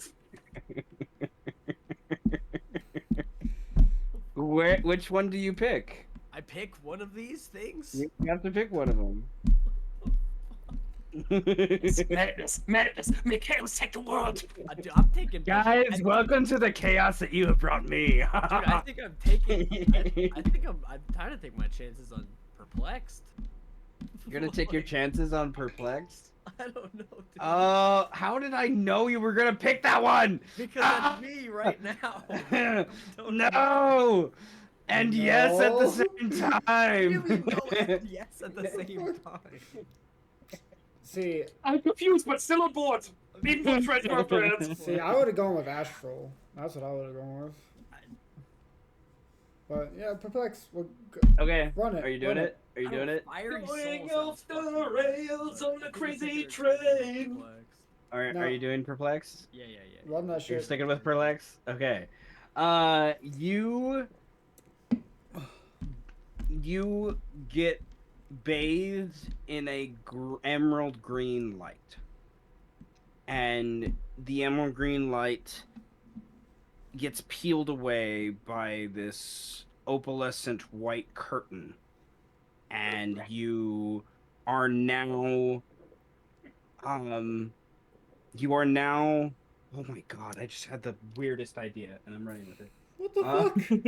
What's going on? Oh my God. You find He's your making it up on the spot. I am, because this is not what I expected to have happen right now. So we're improvising right now. We're improv- no. I'm an like- improv demon. Like, That's this you, is kids. literally, this is like a 10% chance for this to happen. A 10, like, no, it was literally, no, it was a 25% chance, and then within that 25%, there was another 10% chance for this to happen. Like, this is literally, like, I didn't think this is gonna happen at all. I'm in awe. I'm in the One of the things is, Lassie is part of this, but nevertheless. Lassie he was part of the unexpected element. What happened here was like Birdman, um, yeah, like when you activate his brain, I rolled the D10 last time, and I was like, this time I'll make you roll it. Because there's a chance that you'll activate his like control over magic that he has. And Oh shit. he has one spell he can cast. One spell that he can cast. And it's a defensive mechanism, if nothing else, for this creature because he can be killed. Like it's nearly impossible, but it is possible. And this thing fears that it's being trapped and it's awake and it's aware of what's going on. So peeling through these opalescent white curtains, you find yourself standing, not in the Tarrasque. You're standing, you open your eyes, you're blinking, you look down below, and you have this tattered cloth kind of robe on that is the raiment, but it looks different. It's not. It looks more like a weird cloth that is alive and billowing and kind of grabs at you, but you're more yourself than you have been in a while. And you look down at your hands, and you they look more still somewhat scaled, but you feel more yourself. You feel more elven than you've ever felt in a long time. Like it's kind of weird, and you look around and you're like, "Where's the beast? Like, what the fuck happened?" And there is a little, tiny, tiny, like the size in your palm, like baby Tarrasque roars at you when you turn over to it, and you hear its voice in your head going, "What happened? What did you do?" What? You look around, you're in a forest. It's gorgeous. It's Yo. gorgeous. There are little speckled lights, and then the tree, one of them like waves at you. It's like, whoa, hey dude, you're not from around here, are you? And then the baby Tarrasque goes in your head. It's like, the trees talk here? Where the hell are we? Would you like to roll a insight check to see if you can figure out as a player where I you're... think Brandon just found out what I think we're doing, Uh-huh. and I love it. I think I'd like our to roll a sanity save though. Another one? Yeah, sure. Yeah, yeah. I feel like As I'm gonna roll with advantage because I think this is Birdman will either think this is the worst possible option or the coolest possible option. I And we f- won't know until we see what happens. I feel like I already Okay. knew as soon as I saw Astral, but I'm gonna Uh, wait. I love it. Astral, I made that one a Alright. little more obvious, but nevertheless. Whoa, dude. Uh, okay. You, with your sanity save, you definitely pass. You're like, oh shit. Okay. Yeah. Roll me an insight or history check. I will roll you an insight. See if Birdman knows what's going on. Oh my god. Yes. Oh. Barely. Barely indeed. Well, actually, I should have asked what your insight bonus is. It's 50, yeah, 15. Yeah, because the DC wasn't 15, but that's okay. Oh, nice. Nevertheless, I didn't expect you to have a 15 because most people don't. But I forget you have rogue and ranger things that, yeah, Rogue. whatever. Nevertheless, yeah, you're 95% sure you're in the Feywild somehow. And when you transported here, the Feywild, depending on certain things, it tends to present truth or lies depending on like the perspective and part of the Feywild you're in. And uh the Feywild is one of the more ancient places in Bar. Like it's um Fey themselves, elves ourselves, the like I very much adhere to some of the Tolkien-esque kind of things that they're some of the first creatures that existed in the plains. And created almost the Feywild as a safe haven for their own chaos and things. You're not sure exactly where you're at in the Feywild. It is not. It has a definable space, but it also doesn't at the same time. It exists in space, but not in time. It kind of exists out of time, and that's the immediate thing that kind of, you know, you've only been gone for a few moments, but you already realized that could be a few years. Oh fuck. Oh shit. Oh no. Oh no. Mhm. So you have Oh fuck. you have an idea of where you are. You have an idea of kind of how you got here. It has something to do with the Tarrasques trying to escape its binds and find the sun and the light. And you see light above you. You believe you're in the summer court more than often. It makes sense for those things. So it's somehow connected in your brain, some sort of idea of this, to find a place that it would deem safe for both of you, to kind of go to. Um, if you would have chosen the others, it would have been very different. I'm in the fuck. This is fucking me up. So if I'm in the Feywild, Yeah, it's fucking me up too. It's okay. it's smaller than like the Tarrasque is smaller than me in the Feywild. Yes. What the fuck, dude? It's just like. It's in your hand, bro. But I'm just standing in a forest and holding this little like. Mm-hmm. This little baby Tarrasque in your palm. Let's say he's like the size of like a Bakugan in my hand. Like, Yep. Yes. Yeah. what the fuck? Guys, welcome to my brain. Just saying. Oh my. Oh. Nevertheless, this was like literally, if you would have chose any of the other words, it would have been a very different interpretation than dude, what you're having fuck. now. Like, uh, like if you would have chose Fiery Soul, I'll give that one. That you literally would be going to the abyss, and he would have been turned into a fucked up Goristo, Oh, that would have been crazy, but. and you would have to have fought him. So fuck. So. Right, and if you would have chosen,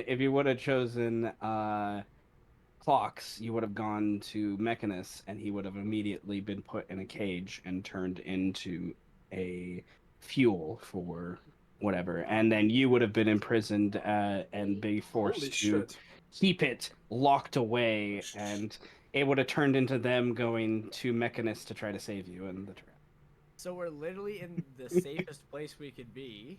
Like literally, it's one of the safest places you could be. But Like there's it's also. if you would have chosen light, it would have been you would have gone to one of the upper planes, and depending on what plane I rolled for, it would what god was there to meet you. They would have decided whether or not they slew you or the Tarrasque. Yeah. Fuck. If you would have chose earth, fire, wind, and water, then I would have had you roll another d4. And if you would have the only one that you would have survived in would be air. The other ones you all would have died.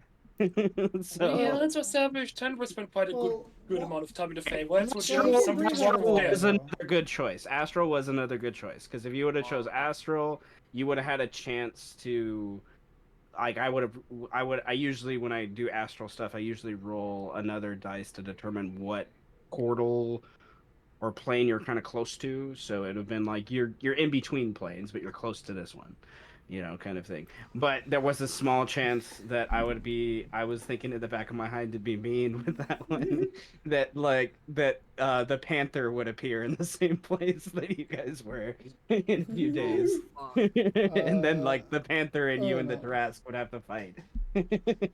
So I had all these ideas and I was like, oh my god, it's only a 1 in like 4 chance, like not even like a 1 in 30-second chance that it's gonna. Oh my god, it happened.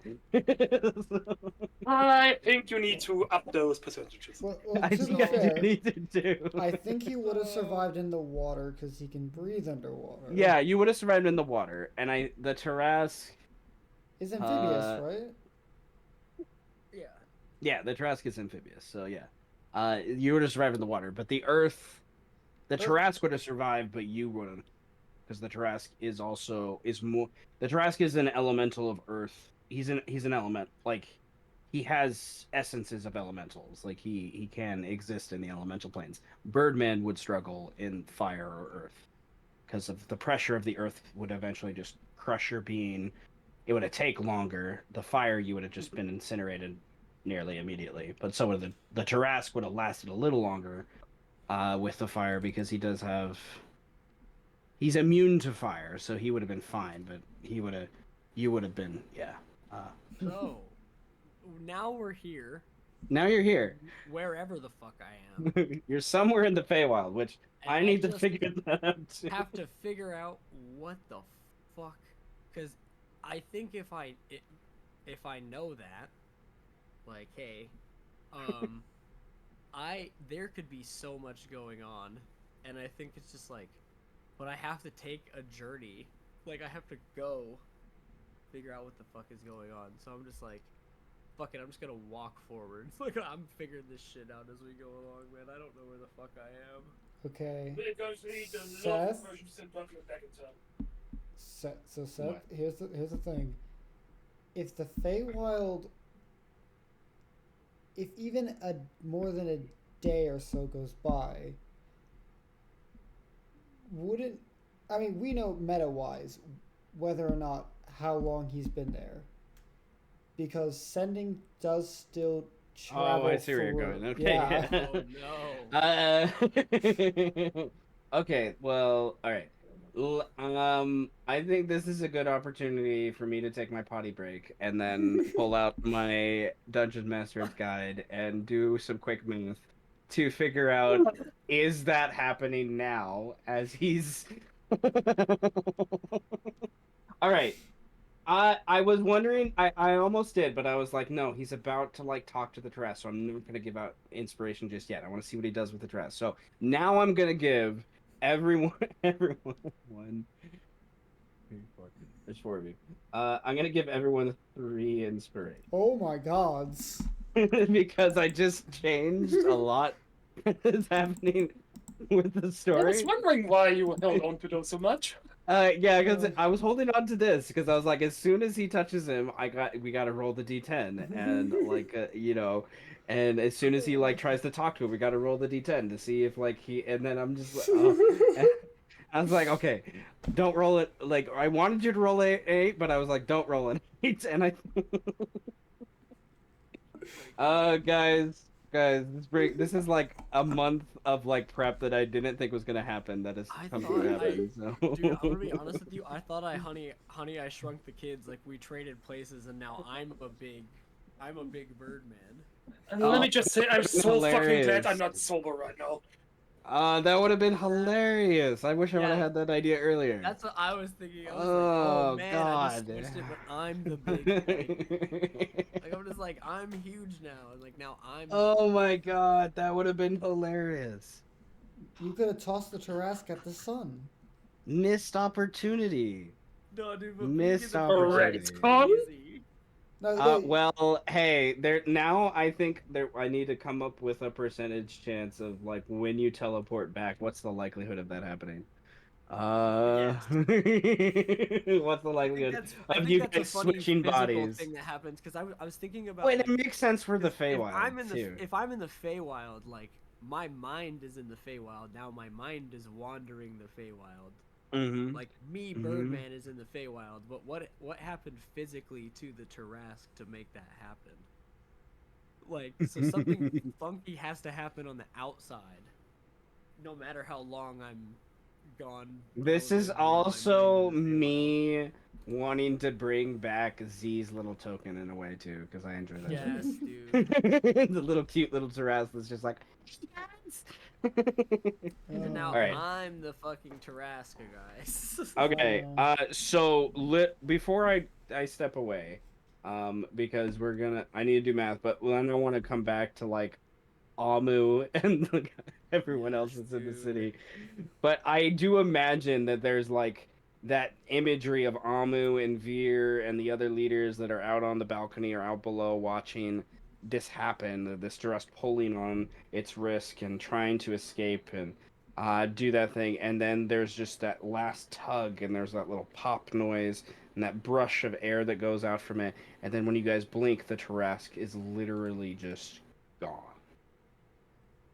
And it's just like the shock and awe and like, oh, like, whoo, Woo!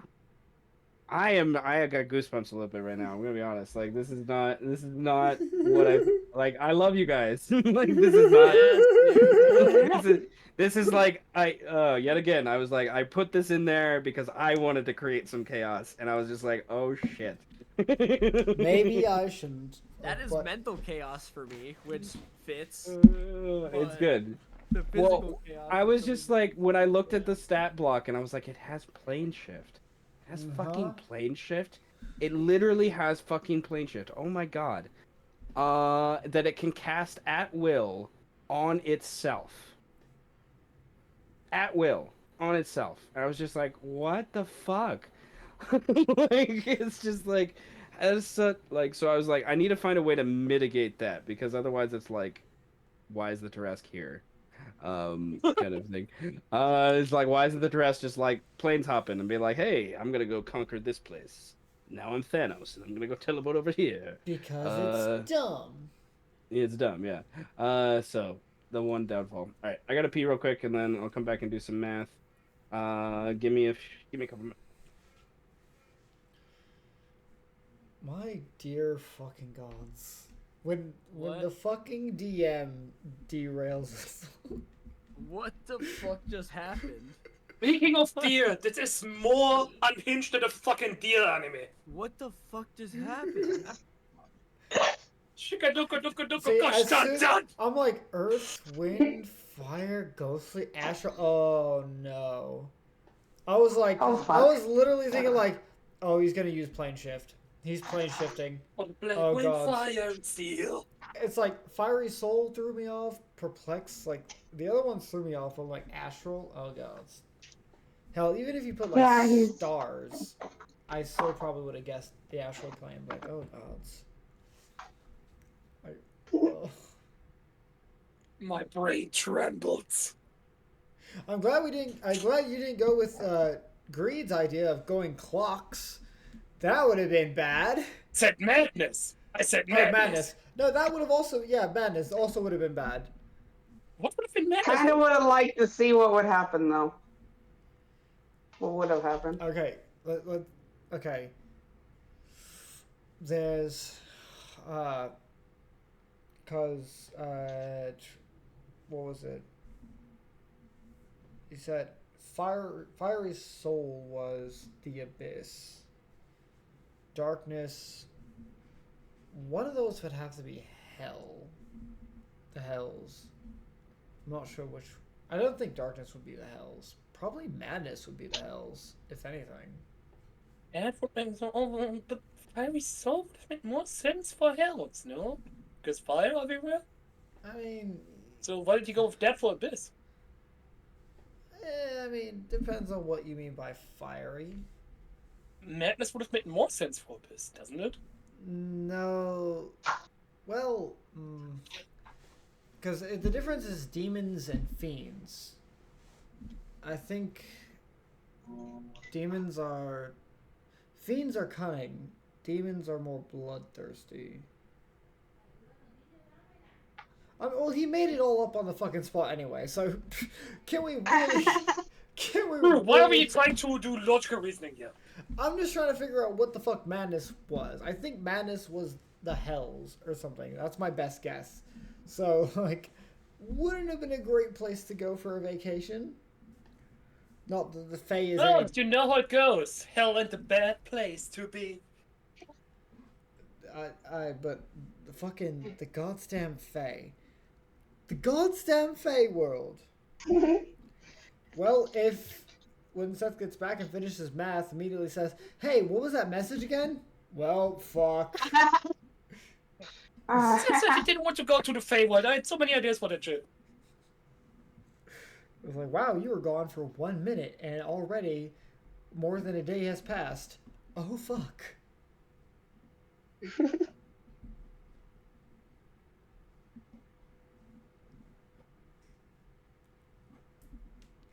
Why couldn't you have rolled anything else?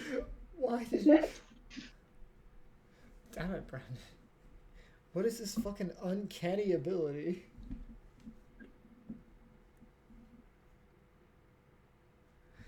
Ah, yes, the plot demands we go this way. Okay. What plot? Where plot? I don't We know. have no plot. We've lost the plot. Like, It's here now.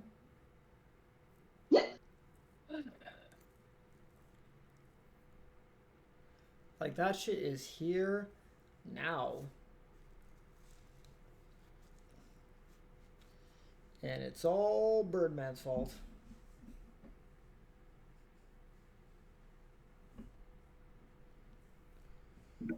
Oh my god. Okay, okay. Say it twice already. Now I'm sending the link. It's just fucking this. Was Alright. madness hell? Was madness the hells? Madness was pandemonium. Oh. Yeah, that makes sense. Okay. Which you wouldn't have died, but it's not a pleasant place to be. ACDC said otherwise.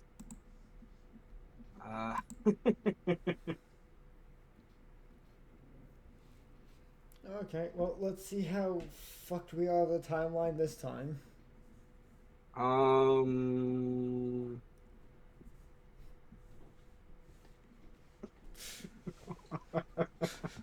Like, one bad calculation is like, well, Birdman's not in the campaign anymore.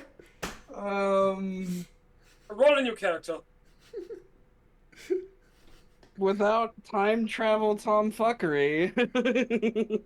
Listen.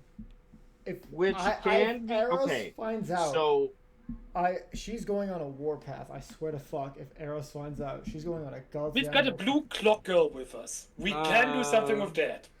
Well, Eros doesn't know about your blue clock girl, but she Not does yet. know the god of Not yet. magic. Okay, so I will say this. I have rolled the impending D20.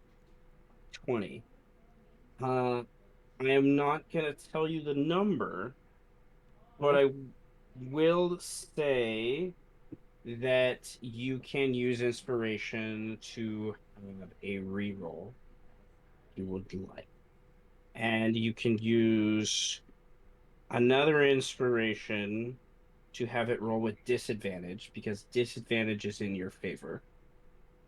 And you can use up to 3 to pick between.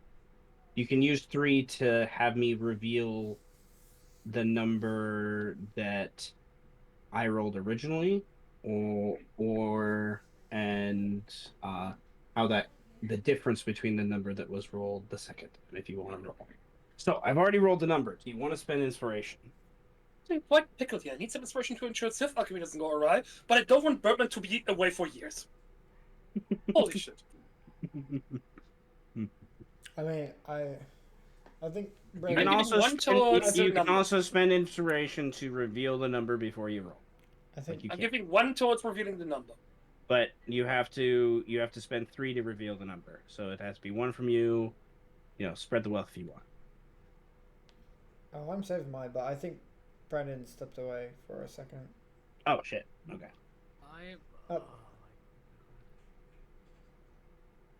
My brain is broken. I'll give up 2. See, he has some You give- options. So did I just hear 2 from Callie?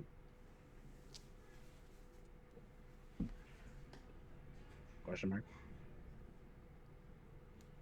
Yes, sorry. Okay. So that's 3. I'll reveal the number. I rolled a nat 20. This is not You should re-roll that. You should re-roll that, Brendan. You should spend an inspiration to re-roll that. Why should I spend an inspiration reroll? This is because of you, okay? This is your fucking because we fault. only get 3 for you. This is your fate, man. Spend your own fucking inspiration. What if I wanted to happen? I don't want that. I don't think that's you want funny. that to happen. Okay. All I've said, and as I will repeat, the lower the number is more in your benefit. Oh fuck. Yeah. Okay, maybe you should re-roll it. Yeah.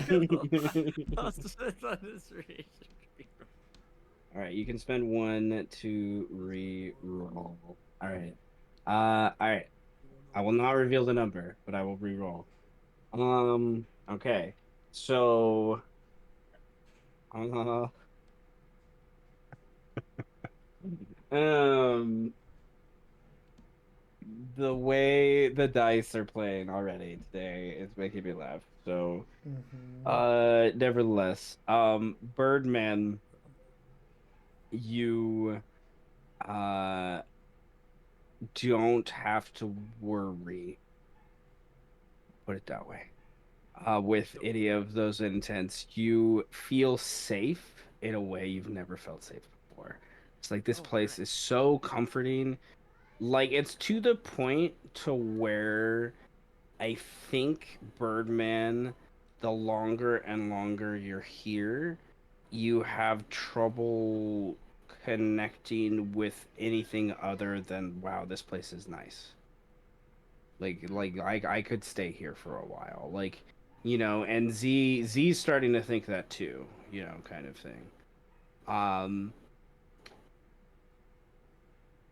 okay, interesting. Okay.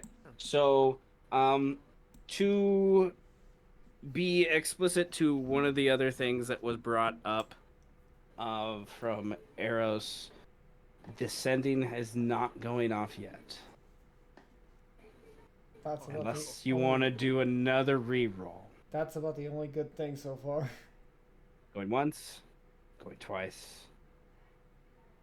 All right. We're keeping it as is. So, um, I love how the inspiration even more implies the chaos of like the Feywild, with how it could be used, like the influence of magic and time and things on that. But nevertheless, all right, Amu, the shock from around you, from everyone as the beast disappears, is the tension from it is palpable. The arrival of the wolves happens almost within and around those few minutes, and they kind of gather around with Hyberin and Killian and some of the others from the first house. Uh, then from inside, as you guys are kind of more, I imagine, leaning outside and on the balconies and out in the front, there's the leadership of the Sixth House, seemingly led by the Weaselkin named Gauche.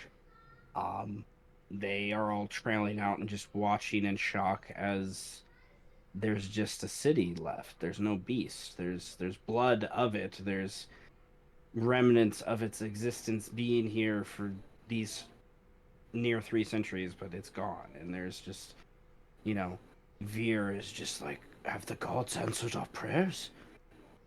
Have they made the decision for us?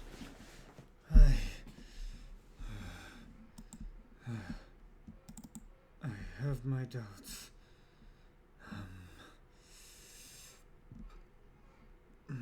That's no.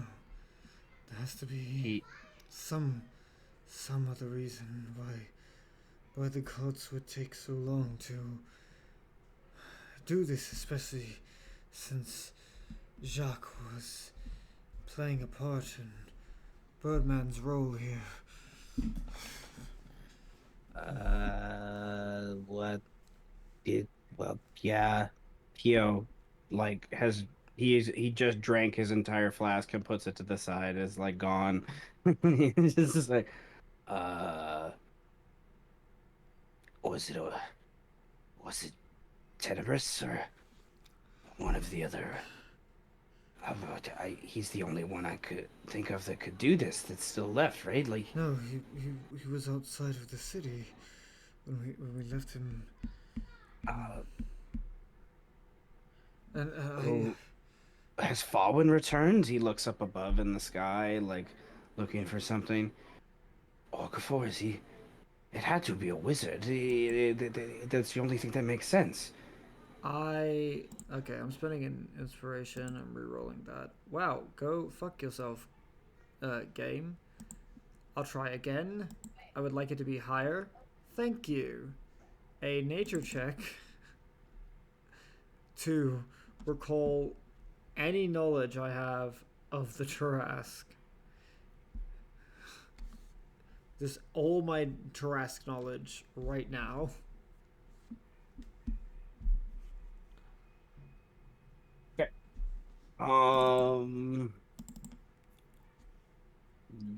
Okay, you hit the DC. All right.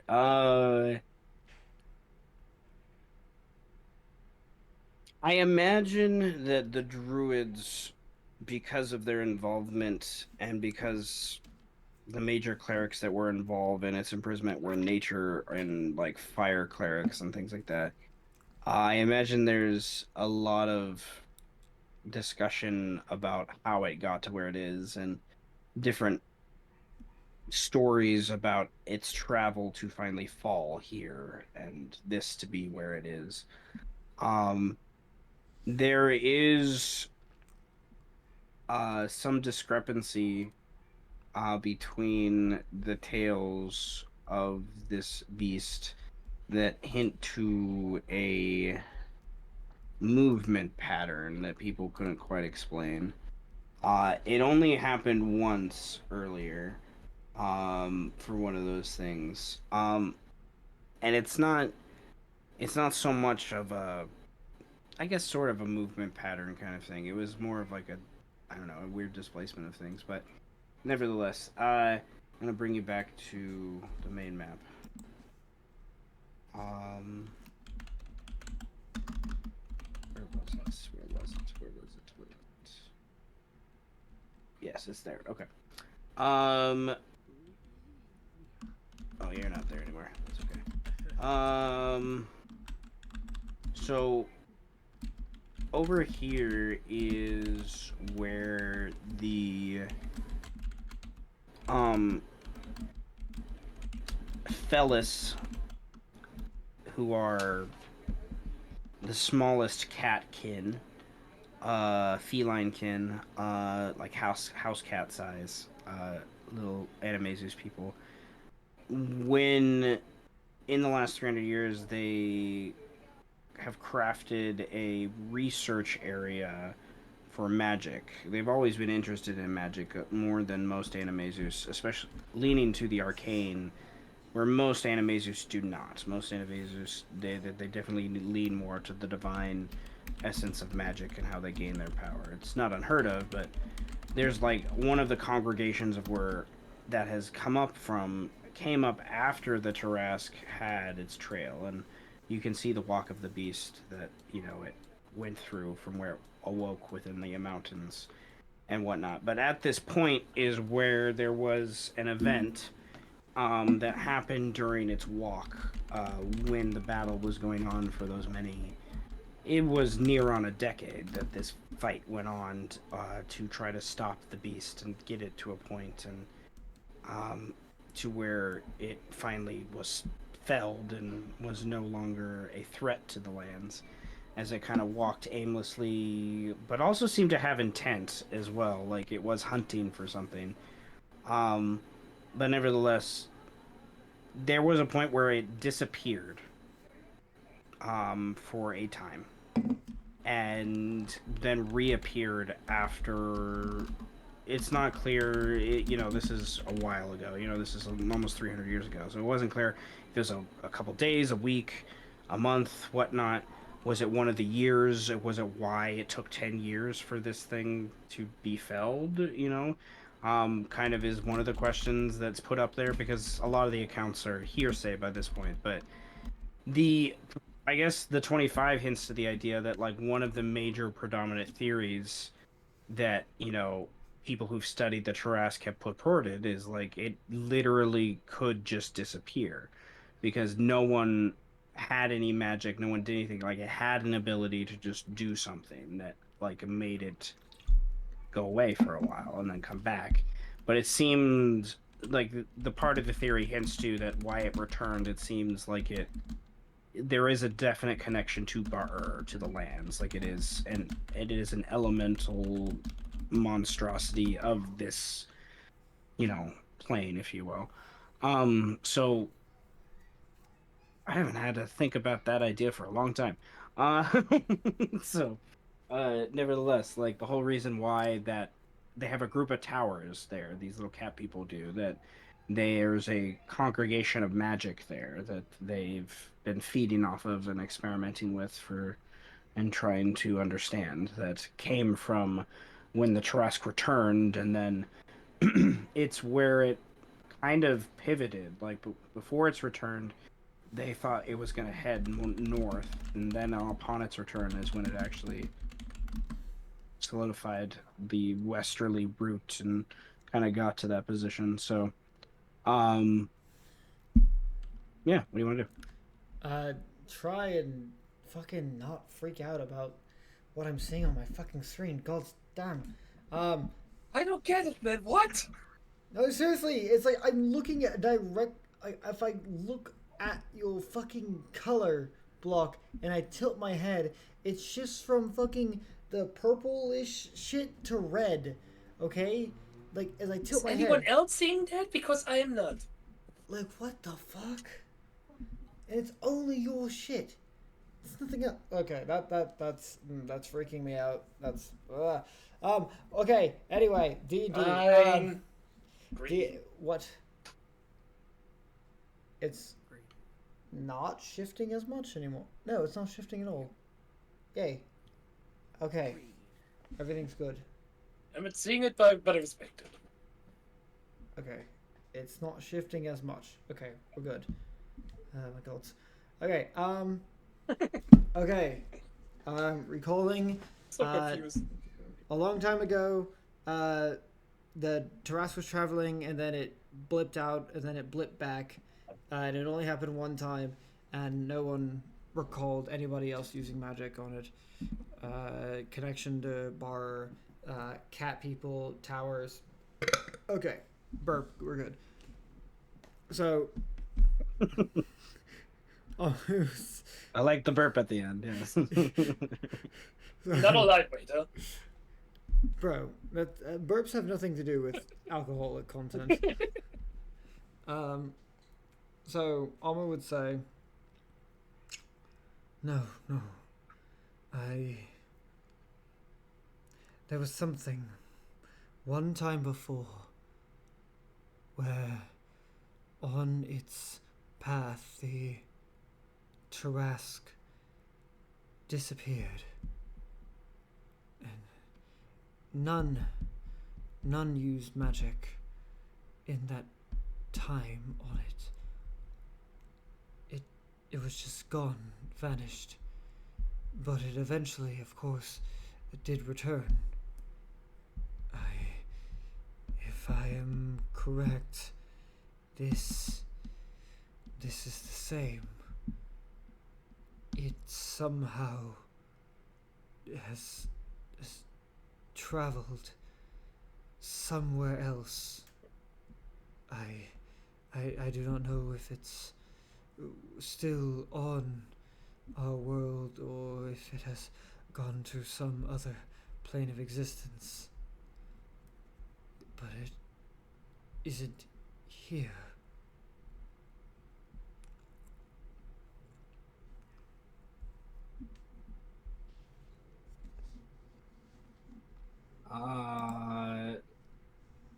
People start just sinking that in, and I imagine they kind of trail back inside, and more people start to gather towards this room that were coming to the meeting anyways, and there's just general chatter around you as people start to process what the hell is this means, what's left of the leadership of the city at least. I'm gonna. Oh, I should just shut off dynamic lighting now. That doesn't matter. I'm gonna bring you guys to like a room that would have a lot of where these people are gathering, who they would be, and these other things. And through one of the windows, this little dart of light comes into the room, and you guys are bathed in the radiance of Pocket as Amu kind of comes into the room with the other Holy leaders shit! of the city. Should all of these people be here? Mel comes into the room. There's some others that trail in with her. Most of the people on the right side of the room have kind of arrived with Mel in the last few minutes after the disappearance. Amu, you were with most of these people. These people kind of come in from one of the others from the stairwell and have moved in within the last few minutes too. Um, and yeah, Veer and the others are here kind of around you. Where's Pio? Uh oh, I forgot to drop Pio. I knew I was forgetting someone. Boo, boo, boo. Yeah, Pio would definitely be here. So let me scroll. I before we also join with the congregation, Amu would certainly say to Pio, we after this we need to get back to Tenebris and see if he has a long range communication spell, as I fear Birdman is with the Tarrasque, wherever it went. What the hell? Goodness gracious. At least I guess it's a good thing that Birdman's the one in control. Yes, the question more than says the statement after. Uh, I feel like Amu gives him that look of like, okay, we both know control is a very loose word to be using. uh, Pocket, kind of speaks up in such a way that it almost sounds like a high whistle to get everyone's attention. Um, and the Animaesus all stand at alert. The others kind of trail in thereafter, I imagine. Definitely kind of like a dog whistle essence, I imagine. But he looks throughout the congregation of what's left of the leadership. And many of them are new and old, newer faces than older faces, it seems, in the room since the last time we've been on this map. Of like who still couldn't, you know, stand to gather those people of the city of Salt. And Pocket kind of speaks in a very fluent, colloquial common of that he kind of like he definitely puts on a performance, I feel, in a way. It's not his like normal voice. And he uh you gotta think a little bit about what he would say for a second. Because this is not the conversation I had originally written down. Uh uh We have witnessed from outside the city. We have seen. We were coming in but a few hours to save the city from its own doom. But it seems someone has made choices for us, given us a chance to find unity towards something. Your houses will not be enough, not what's left, for what is coming at you. The fate of these lands must be decided by the Animaesus. And to do that, you must unify with your brothers from the north, to face what comes at you from the south. The Jorvians' power is only something that can be redirected. Now you have a chance to direct it to a different fate. They were only coming for the beast, to siphon what magic and power is left in it. now that it's gone, we can arrange a more peaceful transition, can we not? So, I will bring my lord, Strasser, to meet with you all tomorrow morning, and your armies can join to face the Jorvian threat. Or allow them to take your lands from you. I am sorry, who the fuck are you? Whatever you're talking about.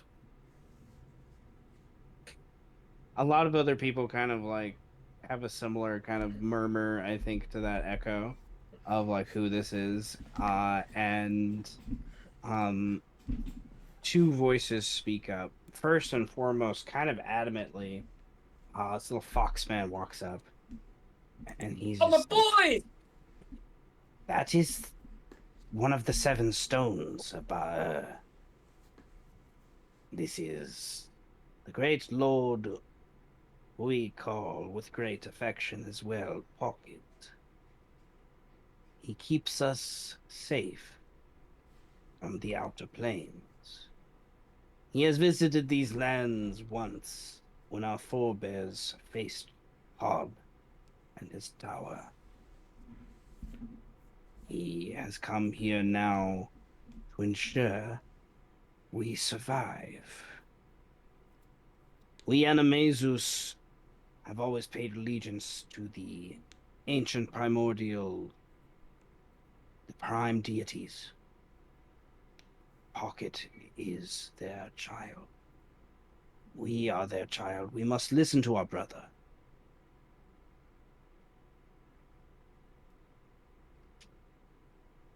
murmur of disagreement and confusion. A lot of people don't know, kind of know, sort of maybe this story. The city has washed a lot of these older stories away, I think, in some ways, from I the minds and ears of the Animezus. I feel like I should have a better chance of knowing, being a druid and all. You know of the seven stones, yes. Um, the one named Pocket, you've I don't think you've ever heard of that name before. But I think you would know that there was one of them that did come during the fall of Pod's Tower. It wasn't Pocket though. Um, so Pocket could like I think in with that check and I think some of Amu's own cynical nature, like this easily could be anything in disguise. Like there's not a lot of proof right now of what this is, kind of thing. The story has some truth to it, but whether or not he's not just trying to lead you guys to something, um, I think would be part of Amu's kind of mentality too. Hmm. While I am aware of the 7 stones, I don't quite recognize such a peculiar name. And I know one of the stones did, yes, participate in the Tower of Hard. I don't quite remember again the name being Pocket. No, it was my brother. I believe it was Fraction who came at that point, and has returned often to your lands, enjoying your quick wit and way of life, short as it may be. He has called me for aid. I've come. And Pocky, yet again, is smaller than anyone in the room. He's this little floating key thing. He looks like a key. Oh, he's a Klefki. And he's like held together by this weird like radiant energy and light and stuff like that. Despite his size, like Amu, you can feel the magic off this thing. That hints towards something that's more than like something that's powerful, I guess I could say. But the he's so weird looking. You've never seen anything like it. I think that's part of what is um I think off-putting in some ways is there's you've never seen, and most of the other people in this room have never seen anything that looks like this creature. Um Then I'm going to do an insight check just for the sake of vibes. I'm doing a vibe check.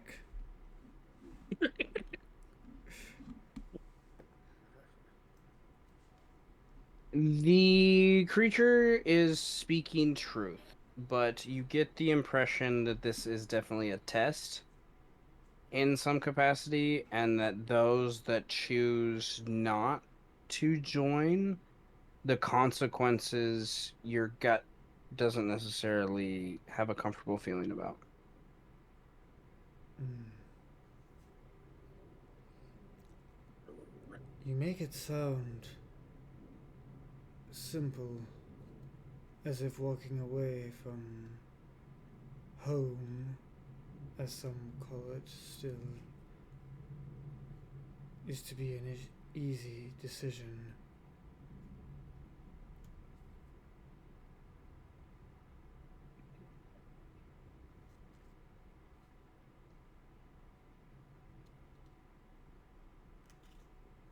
I am not asking you to walk away from your home. I'm asking you to protect it. Make a stand together. Because if you do not, I do not see why the dwarves will not just claim it for their time they've already spent here. They've invested quite a lot of effort, and now for the beast to disappear, that effort needs a price to be paid. And they will take it from your hides. Well, regardless of whatever price they would make us want to pay, to all those here, please raise your hand if you are a walker.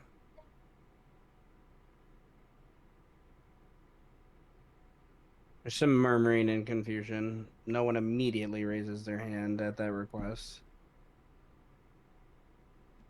None. I am not And surprised. I do. Wait. You hear a Linkson voice as they step forward and come into view for you. Why do you care if the walkers are here or not? Because it's simple. What are we to do against primordial creatures, machinations?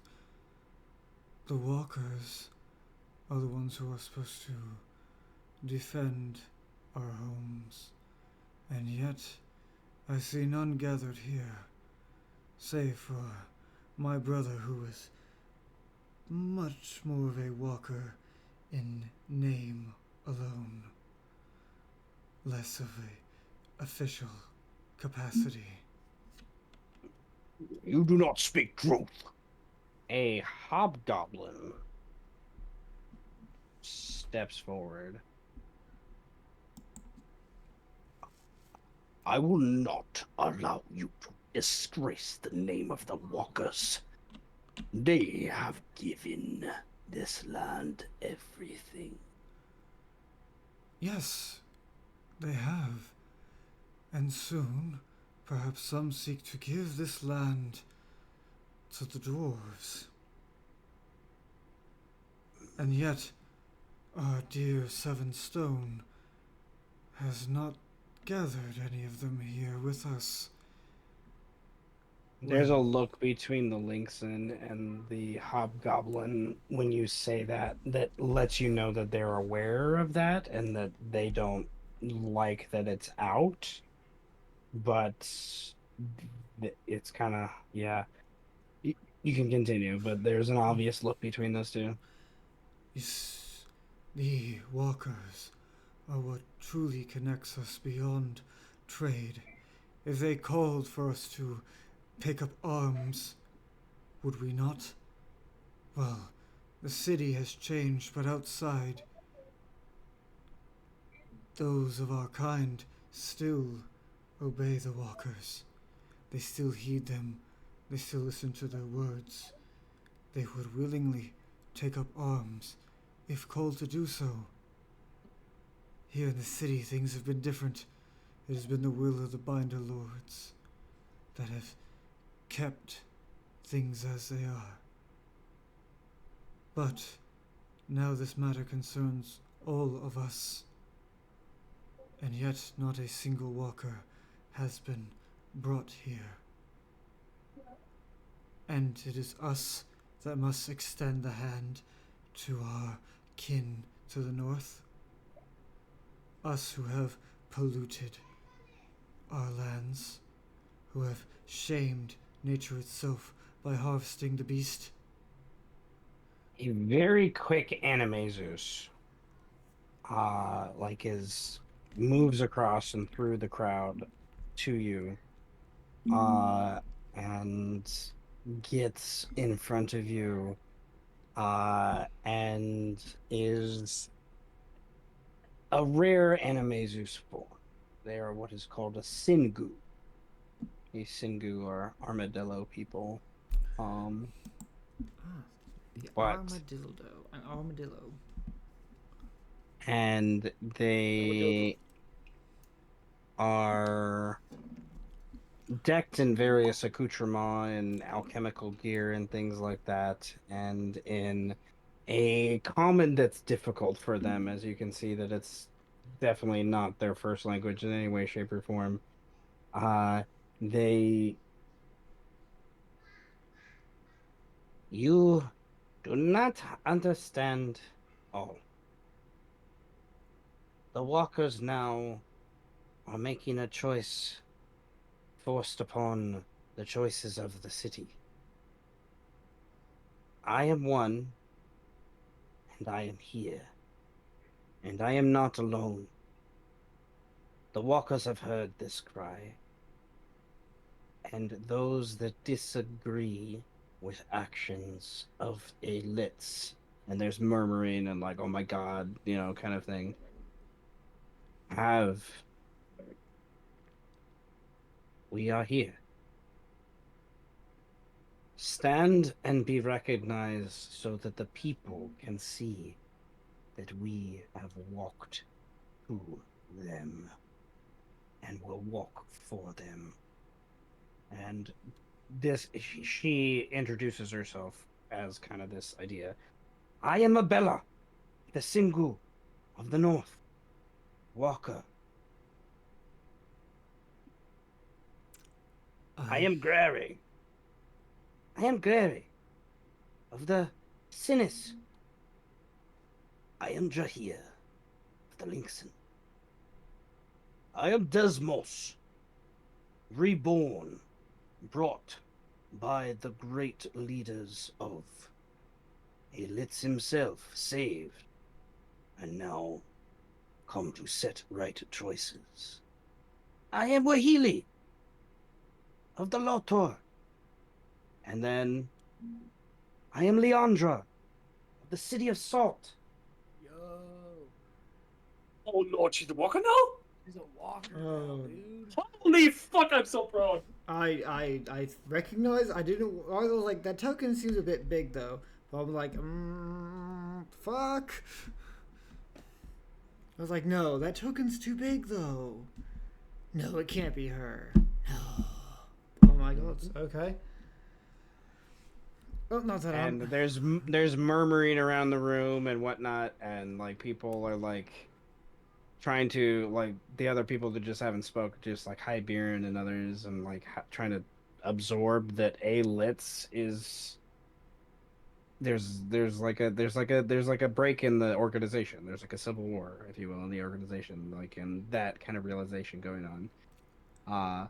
That the rumors that have been trailing for a long time might actually be true.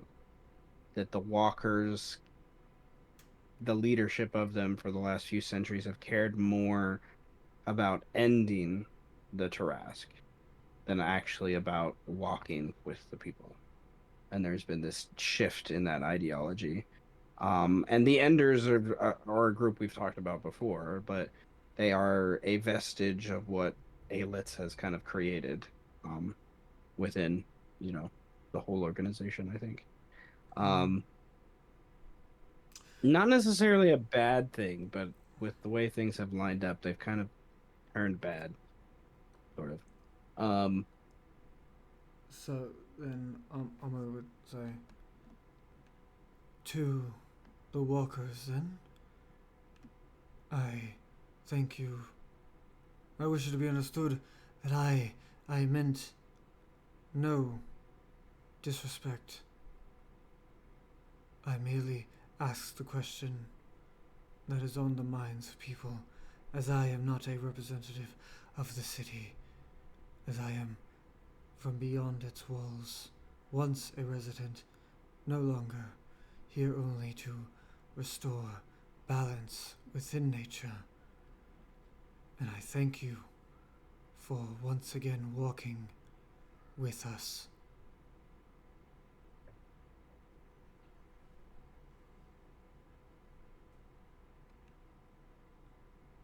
It is. It is time for other questions that we have before we can make full answers. Aragot is my name, Arch Druid of the 50 Backs of Lupin, from the Moon Vein to the Walk of the Beast.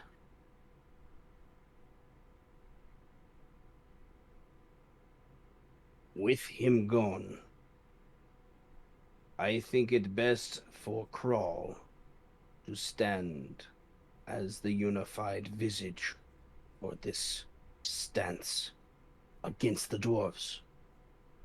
Ibirn has already mastered the beast. Crawl, we have one of the primordials. We did not think we could face the Tarrasque with it alone. But now, with this and others, the dwarves will have no chance. Ibirn doesn't like the idea that he's like kind of proclaiming this, but isn't obviously speaking up. Is kind of the tone from the other side. With Killian and Diro kind of standing next to Ibirn in a way. Um, the tone that you kind of get from the rest of the people in the room is definitely um like he's kind of, once he starts to break into Sylvan, I think a little bit because Common's not his first language, kind of a discussion of like we go on the offensive and take Crawl to them and like attack them now. Like don't wait for them to come here because they're expecting us to, and that's kind of what the conversation turns into for a few moments. Um I have to look through my notes for a second because some of this conversation is very different. Um, I'll say. you can hear Goremonger and Jahir, the two druids, the two other druids, I should say, that are in more of the central part of the room, the Lynxen and the Fox and the Vulpin, the Fox folk. They are like kind of not paying attention to the conversation right now and are kind of uh get locked in their own conversation, and then one of them starts this older chant in Sylvan that hints to a not a prophecy but like a prayer almost to from the Animaesus people to the ancient primordials about the fall of darkness and the rise of the elements Evan control, and then the Animaesus gaining control of the elements. And a lot of the other Animaesus in the room, including Pio, kind of get wrapped up in this little chant for a moment. as they kind of find this sense of hope, if you will, for a little bit after everything has happened. Um, and Pocket makes some sort of announcement that, he will return, and he ends up like flying out. And yeah, that's without Birdman here, that's the extent of this conversation. With them, like, unless Alma wants to add something. Yeah, I have something to add. Well, I had personally came to the idea that with Birdman's aid, we could have used the Tarrasques to fight them. But since I can at least recognize that there are those of you within the other circles, my fellow druids, if I may request of your power, we could briefly take the fight to our enemies for but a time, to at least slow their advance, although it would be dangerous should we have to run into the Eagle Primordial. So who among you are able to cast a storm of vengeance?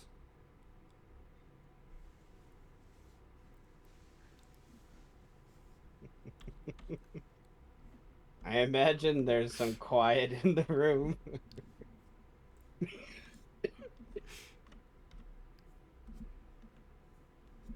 All right.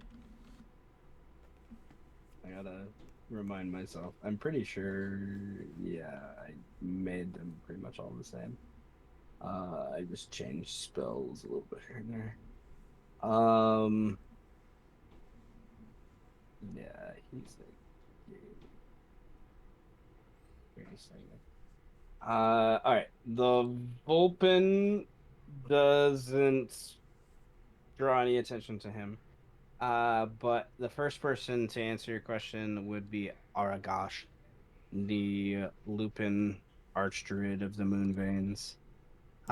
Basically stomps his staff and hints towards a yes. And then a few moments pass, and then Jahir uh makes a little druid craft thing in his hand and says, I need but a day to ask the stars for the ability. Then,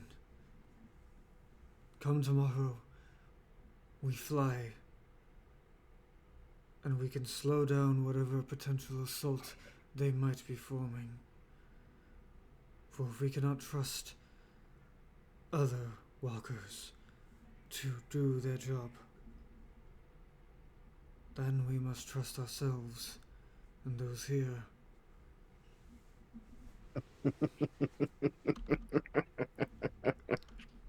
Oh, I did not expect this to be this way. Oh, it's cool. There is a general like, yeah, in Sylvan in the room at that. Like, they're like, yeah, let's do it. Like, there's a sense of hope that has happened in just these few moments that they like don't quite understand. And then Mel steps forward and says, like, interrupts everything and like kind of loudly says, "But you said this happened before, and it returned.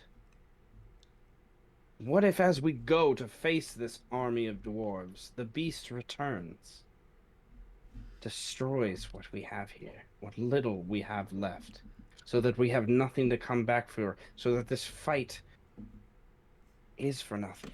Mel, and what if the beast does not return and the dwarven army is upon us? At least we have the city and the walls and what little armaments are here to fend them off. I don't want to leave so many here unprotected." For now, it will only be the three of us druids making our path. You three facing off against an army. You do not understand the power that nature has granted us. I understand.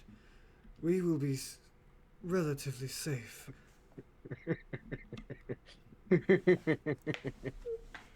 Damn it. I know knows you're right. Mel just doesn't believe you at all. Just like, and everyone else in the room is just like, what the hell? Okay. And There is something I would ask of you, Nature is Mel. in full swing right now.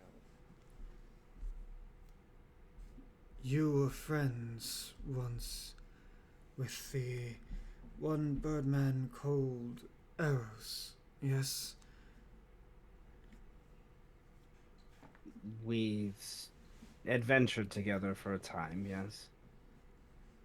I don't know. But yes, what about her? She's long gone. But she had won a primordial herself, did she not? I saw it with my own eyes. She was able to control these monstrosities of the dwarves, and there's murmuring and, you know, what the fuck? Like, why wasn't this information shared with us sooner, kind of thing. Are you able... I don't And it fully was. understand your unique disposition, but I understand you have magical capabilities, yes? I am. Yes, I. What do you need me to do? Can you perhaps get in contact with her at all?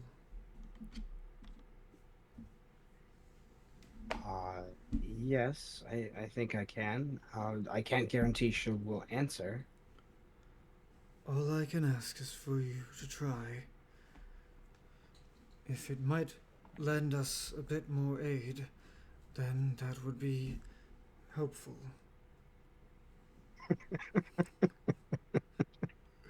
The timeline. What did I They do? have no idea. Goodness This gracious. is switching Dark Souls levels of I'm bullshit. gonna fuck over both timelines! Oh, God. What did I do? What did I do? Yeah, what did you do, God? Hey, we're creating some good drama. Mel nods and says, I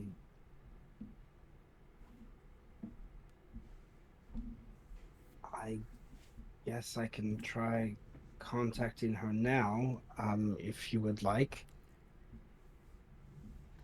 I am not pressuring you, but if you are able to now, it would be most beneficial. All right. The words need to be very specific. What would you like to say? She is not my ally, but yours. I feel you would know best how to talk to her, yes? I don't even know where to begin explaining at all. Okay, well, say it again for me so I can maybe understand what to say. We want her help with the primordials. The dwarven army is approaching. She has a primordial. Perhaps she has more knowledge in her absence from the city about them that would be of aid to us. Or perhaps she is even able to return and assist us.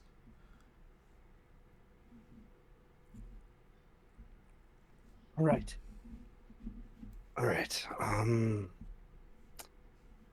She goes into her component pouch and pulls out a piece of fine copper wire and twirls it in her fingers between two hands, one kind of in front of the other. It's very long, like probably more than like 12 inches long copper wire. And then she like it like lines up as she twirls it in front of her mouth.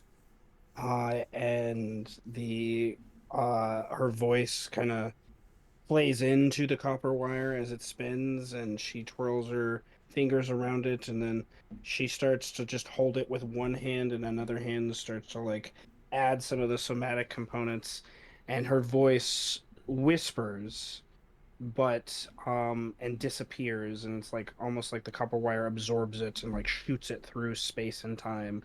Um and she says, okay, so timeline. We got. Yeah. All right.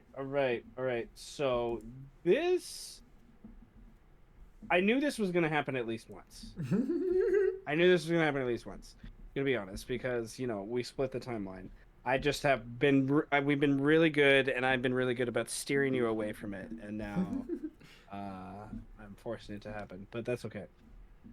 Nevertheless, you guys are right. This is early in the morning. That's day. All right. Scroll. All right.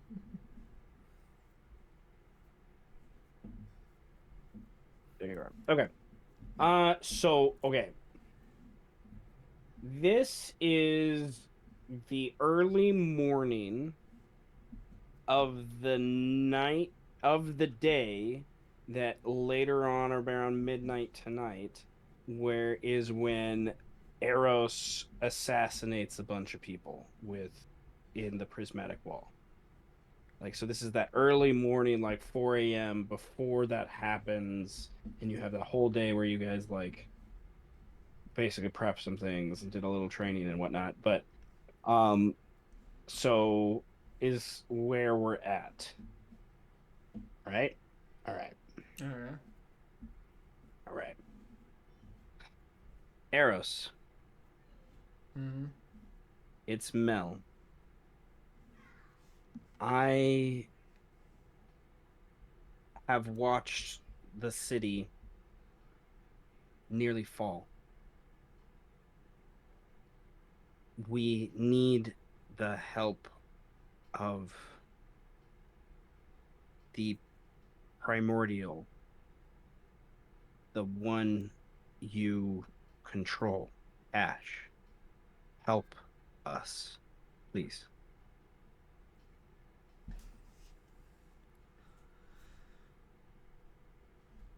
Oh my god, Mel!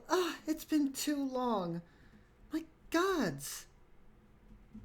Shit, why not write sooner? Anyway, gotta fuck some dwarves, so can't do that, right? Well, He turned. right. She, What is that she now? turned. She turns to the group and says, she's fucking dwarves. She says she's busy.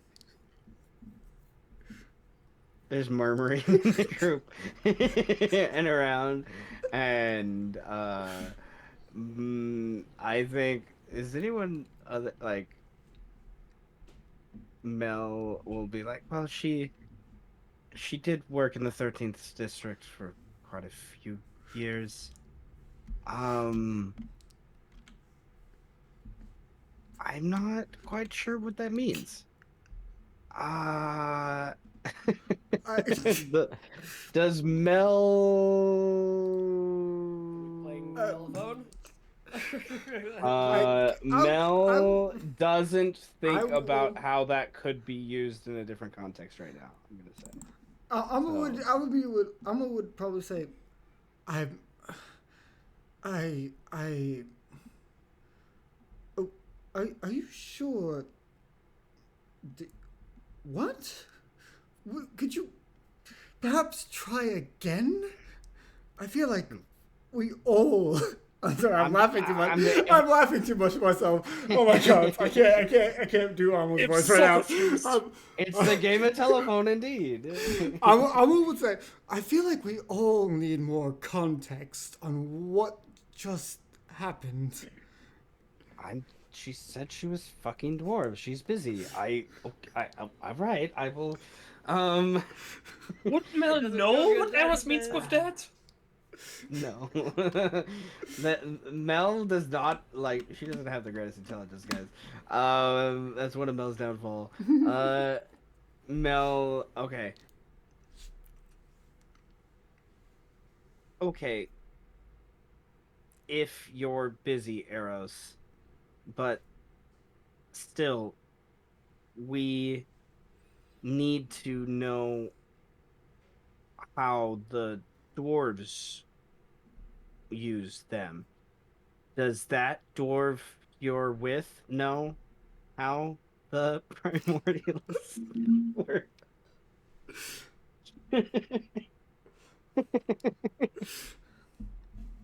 That's a full message. Yep. Okay. Okay. I'm not with the dwarf. No, I'm going to kill some dwarves with bunnies. They charge dwarvians with magic. So don't let them eat. She shakes her head, just confusedly, and the rest of the group waiting with bated breath. These other 20 people around her. And okay, so she's gonna be killing a bunch of dwarves with bunnies. So I'm not sure what that means. Nevertheless, there's the idea of she said the primordials eat magic. You hinted at that, Master Gormonger, and Master Pocket said as well that that's what they came for. The beast is his magic to consume it, so an unending supply. So they will. She shakes her head. They will be targeting any caster they can find.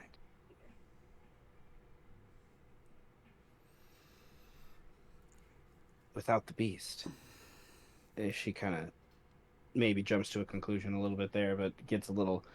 She's still not the most sane person either, so nevertheless. So yes. Anything else? I can cast it a few more times today. I have not asked. I'm not even sure as to. I feel like there is more information that we could find out, but your friend. Oh, right. I remember meeting her. My gods, I repressed that memory. She is a very strange individual. Now that I remember it. Oh, she is full of life. To be That's sure. one way to put it. Which hints to another thing. I've thought about it for some weeks. These primordials must. Hybian, you must bond with them. They are controlled by your life force more than anything else. That can and should be something we could use against it. Because the primordials are indestructible, but their controllers are not, I would imagine. Is there ways we can bypass that magic? Is what I'm thinking. Because, nevertheless, we need to prepare, and I do not think it should be just you, druids, that go. You will need people to watch your back and make sure that you return, because if you are indeed as powerful as you say, we will want you to return. Oh, we can literally just cast a portal on a tree to appear back here within seconds. Grary barks with Veer in unison to confirm that as a fact. And everyone just kind of nods at that. And Gormonger says, I can assist with some of those spells. Just have not mastered the storm. So Yes, literally I all. will. Thank you, Master Gormanga. Literally all we have to do is fly within sight range to cast a spell. Then we fly down to the trees and we escape through them, and we can All I'm maintain gonna concentration. say is you wonder why they hate casters. Yeah. The only issue is not getting spotted. That's why I fear the eagle the most, for it's what I fear its capabilities may be. Now that's an interesting thing to think on because you took care of the eagle, but that was after this, timeline wise. Exactly, but if this is the exact same day, and we're doing this tomorrow, that means it lines up with the war. No, not exactly. Yeah, kind of. Kind of is the operative word. Yes. You all. Oh, why does it do that? That's weird. That's a different than I shoot. Nevertheless, you scroll. Why did you not? There you are.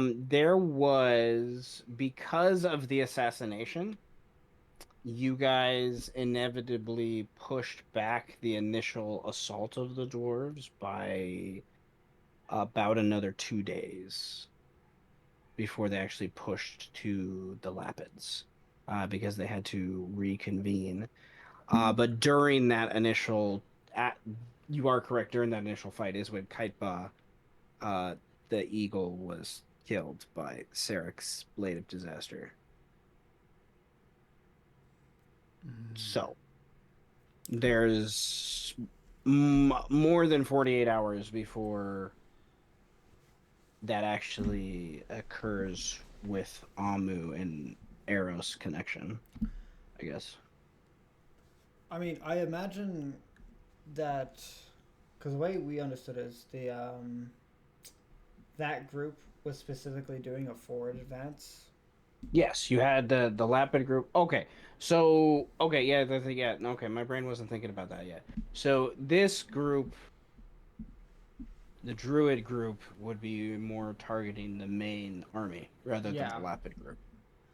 Okay, Yeah, I see what you and mean. with the assassination, they would have already sent word, and the snake, and it was the snake. The other two primordials that showed up, they would be heading off, breaking away from the main group, and going towards the Lapids. So everything would still work out and play out as.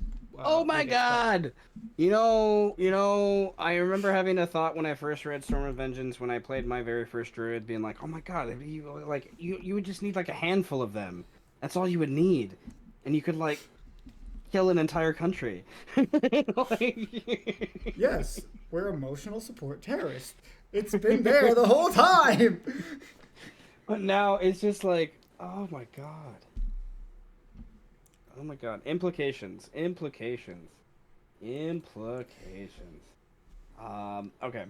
So Also, I am now retconning that Eros is immediately sending to Mel right now. okay. She would say she would say, "Oh, should say dwarves are going to assault the Lapid Kingdom, but don't worry, we totes got it. Just chill and handle your shit, bitch." Mel says under her breath, loud enough for the room to hear at least, "Do I tell her that the beast is gone?" She focuses on your voice and responds to the idea. And she says this out loud so everyone can hear. The Lapids are a strong people. I am glad you're there with them. We wait for the arrival of other dwarves. I think that was 15. I don't know. I got distracted by the hair on my foam. It's all good. I'm gonna say it's 15. Uh, but the beast has gone, disappeared. The city in chaos.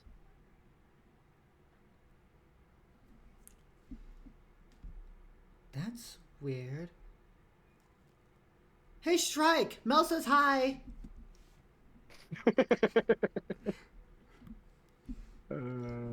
Also, the Tarrasque fucking Hi, disappeared. Mel! That's fucking weird. What do you mean the Tarrasque disappeared? I don't know. Mel said the Tarrasque disappeared. How is that even possible? I don't fucking know. I'll talk to Birdman about it later. That's so weird. I know, right? Whoa. Oh my god, you have no Anyway, what a idea, piece of Birdman. You have no idea, no. Birdman. Okay, in interest of time, I want to touch base with the Fey group, I should say, as they are in the middle of their food and whatnot and getting ready for resting. And then I imagine at least one of you, I imagine Whitesnake, perhaps climbing up one of the buildings to get a perch to kind of just be lookout while people are resting and whatnot. And to probably do a little scouting to be like, hey, where's the beast moving? What do we have to be involved in any of those things? And literally getting up there, quiet for a few moments. People are about to resting, and it's like people are like about to fall asleep, or some people are already asleep, and you hear Whitesnake's voice, "Get up here! Look! Get up here!" And you guys trail up there, climb up the ladder, the rooftop, fly up if you're able to, da da da da. And the group of 5 of you, including Fawin's simulacrum, you see the beast isn't there, like at all, just gone. And Fuck, where did the big scary bastard go? it was there, and it was moving, but it was moving away from us, so I didn't see a point in waking you up more than what was going on. And then I blinked, and it was gone. Just Eh? gone. Huh? That I don't see any damages that could indicate it stormed out of the city either. There's nothing. The city is the quietest. It should be an earthquake that had awoken everyone and caused a ruckus, but no, nothing happened. That didn't. Well, you felt the minor earthquakes during... She shakes her head. Scorpions just looks serious is all he can do by this point, I think, is just look serious. Lord Fawin, Lord Gravitas, I should say. Well, do we go see what happened, or do we let the city figure it out on their own? Master. I need some rest. We can figure it out later. Scorpions nods at that and just climbs down. Gravitas stays with Whitesnake to look. They both look over to Callie. Does Callie want to do anything?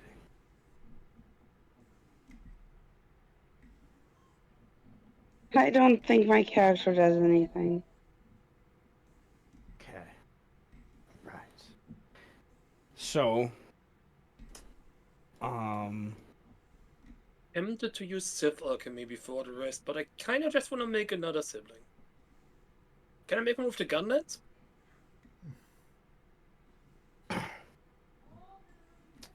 so many things that happened in that like 30 seconds there. Wizards. Obviously, I I'm was just thinking about like, foresight. it's just like there were very few words, but those words mean so many things when you put them together. It's just like, um, potentially, yes, you could do that. There's, you know, pieces of building and whatnot around that you know, I don't know. You go to the frying pan. I turn the frying pan into. I turned a frying pan into a child. Into a drying pan. even. Well, like true polymorph, like you can literally fucking do that. So like they don't have to be a child either. They're like, hey, pen, you are now this, and that's what it is. You are now a fat man. Oh, a sentient popcorn. Why? What? But And also, poop by why the not? deliciousness. It screams Uh, as you eat it? It screams as no, I don't want to be crunched. I hope I'm at least tasty, but You were supposed to save some of the butter for me, bastard. I'm more calories than 3 square meals a day. Okay. Well, I was waiting for you to do this in some ways. So, you do you create the child? Is the question. I gotta create the step, make things. But do you create the child in game? Yeah. And if possible, I would like to have a +3 plate armor on that thing too. Give it the plate armor. You mean? Created with the proficiencies in mind. Oh yeah. Okay. You can give it knowledge. Yes. You can't give it armor. Well, you can get. I'm not gonna say you can't give it legendary armor. I'm gonna be honest, because that's what a +3 is. Nevertheless, that would be, I think, its own. That's too powerful. Goodness gracious, this spell is powerful. There's so many things you could do. All right. I think it's fair. So I got my root on my ass I got already. a bad well, yeah, you feeling. do. You do, and we're gonna add a layer to that before we wrap up today. So Callie, I imagine, is getting back ready to go to bed, and she sees you gathering, I don't know, the frying pan and doing the ritual. It's hilarious to say. Over the frying pan. And it grows into this elf and stands in front of you, and for the next hour before you officially go to rest, as you're concentrating on the spell, it's this loyal servant that follows you around. And I imagine you take some of that time to show it basics of fighting and things like that. Get it some food, make it understand that food's important, you got to eat it. Sleep, yeah, I know you're not tired, but you're gonna go to sleep now. You'll understand in a minute. You'll understand later why this is important. It's just like, I imagine, like, with these characters that you're making, they're just so naive. Like, they understand, like, like fighting and things that they've been, like, made for, but they, like, simple things, I imagine, is, like, kind of difficult for them. That Yeah, that makes sense. the experience that they lack of just, like, doing things in the world. And And whether it's a boy or girl depends entirely on what image I end up liking best. I love it. Nevertheless, Callie, I don't think she registers this happens. I think it's Callie's, like, getting in her bedroll and, like, about to lean over and get some rest, and Tenebris sees that she shoots right up after this happens, and she doesn't say the words. But what happens is she looks up into the sky, and there's this bright, like, gold light that zoom shoots up in the sky like 5 times, just do do do do. Yeah, and does it like 2 more times, so like 15 little bolts in a row. Just and then Callie just lays back down like she's asleep. Like it's just like she just passes out. But you, Tenebris, uh, saw that happen, right? And your scorpions and White Snake definitely still awake, sees that happen, and like, what was that? She asks you. You will see soon. I'm Uh, sure. so, um, I gotta look at the thing. Okay, let's just be casual about just her summoning death robots to come kill you for your transgressions. Yeah, I'm just making siblings. What the fuck? just casual. Just I casual. fucking knew this shit would happen. God damn it. It's not just you, Greed. Like, this has been building since you guys have been doing this. So, you and Francis. You can blame Francis for part of this, too. I know. But he doesn't So- have to suffer the consequences of his actions. True. But Will at least not be with I school can't control that. So nevertheless. The good news is the last time you saw the Marut, he was north of here, outside the city, a few days of travel. One player knowledge, you would have no knowledge of this as Tenebris, but I'm sure you've looked at the stat block by this point. I just knew it for a while. Yeah, they have no speed capabilities. They're kind of slow. Is what a Marut is. He's not the fast one. There is a fast one, but you haven't broken that law yet. So yeah. If I recall correctly, they don't exactly care about good or evil as long as you don't try to be divinity or something, right? So that could explain my way out of this. Well, creating life is kind of being like a divine being. So I'm just gonna say, it's not like you're like going through the natural way to create little baby Shatter Kai. So I have been reborn, I'm infertile. What else am I supposed to do? that doesn't mean you're not supposed. Like I'm just saying. I'm guessing there has to be a very magical boundary there, because, like, otherwise, then what the 12th house and by extension the 8th house was doing with Tarrasque clones would also be a form of creating life in a way. You are correct. It is part of the layer of what's drawn attention here, I think. I've definitely interpreted it as like the radar was getting closer and closer to understanding this, and then literally Callie, who has sub protocols written into her brain, witnesses it, so it kind of like just activates a beacon kind of thing going on.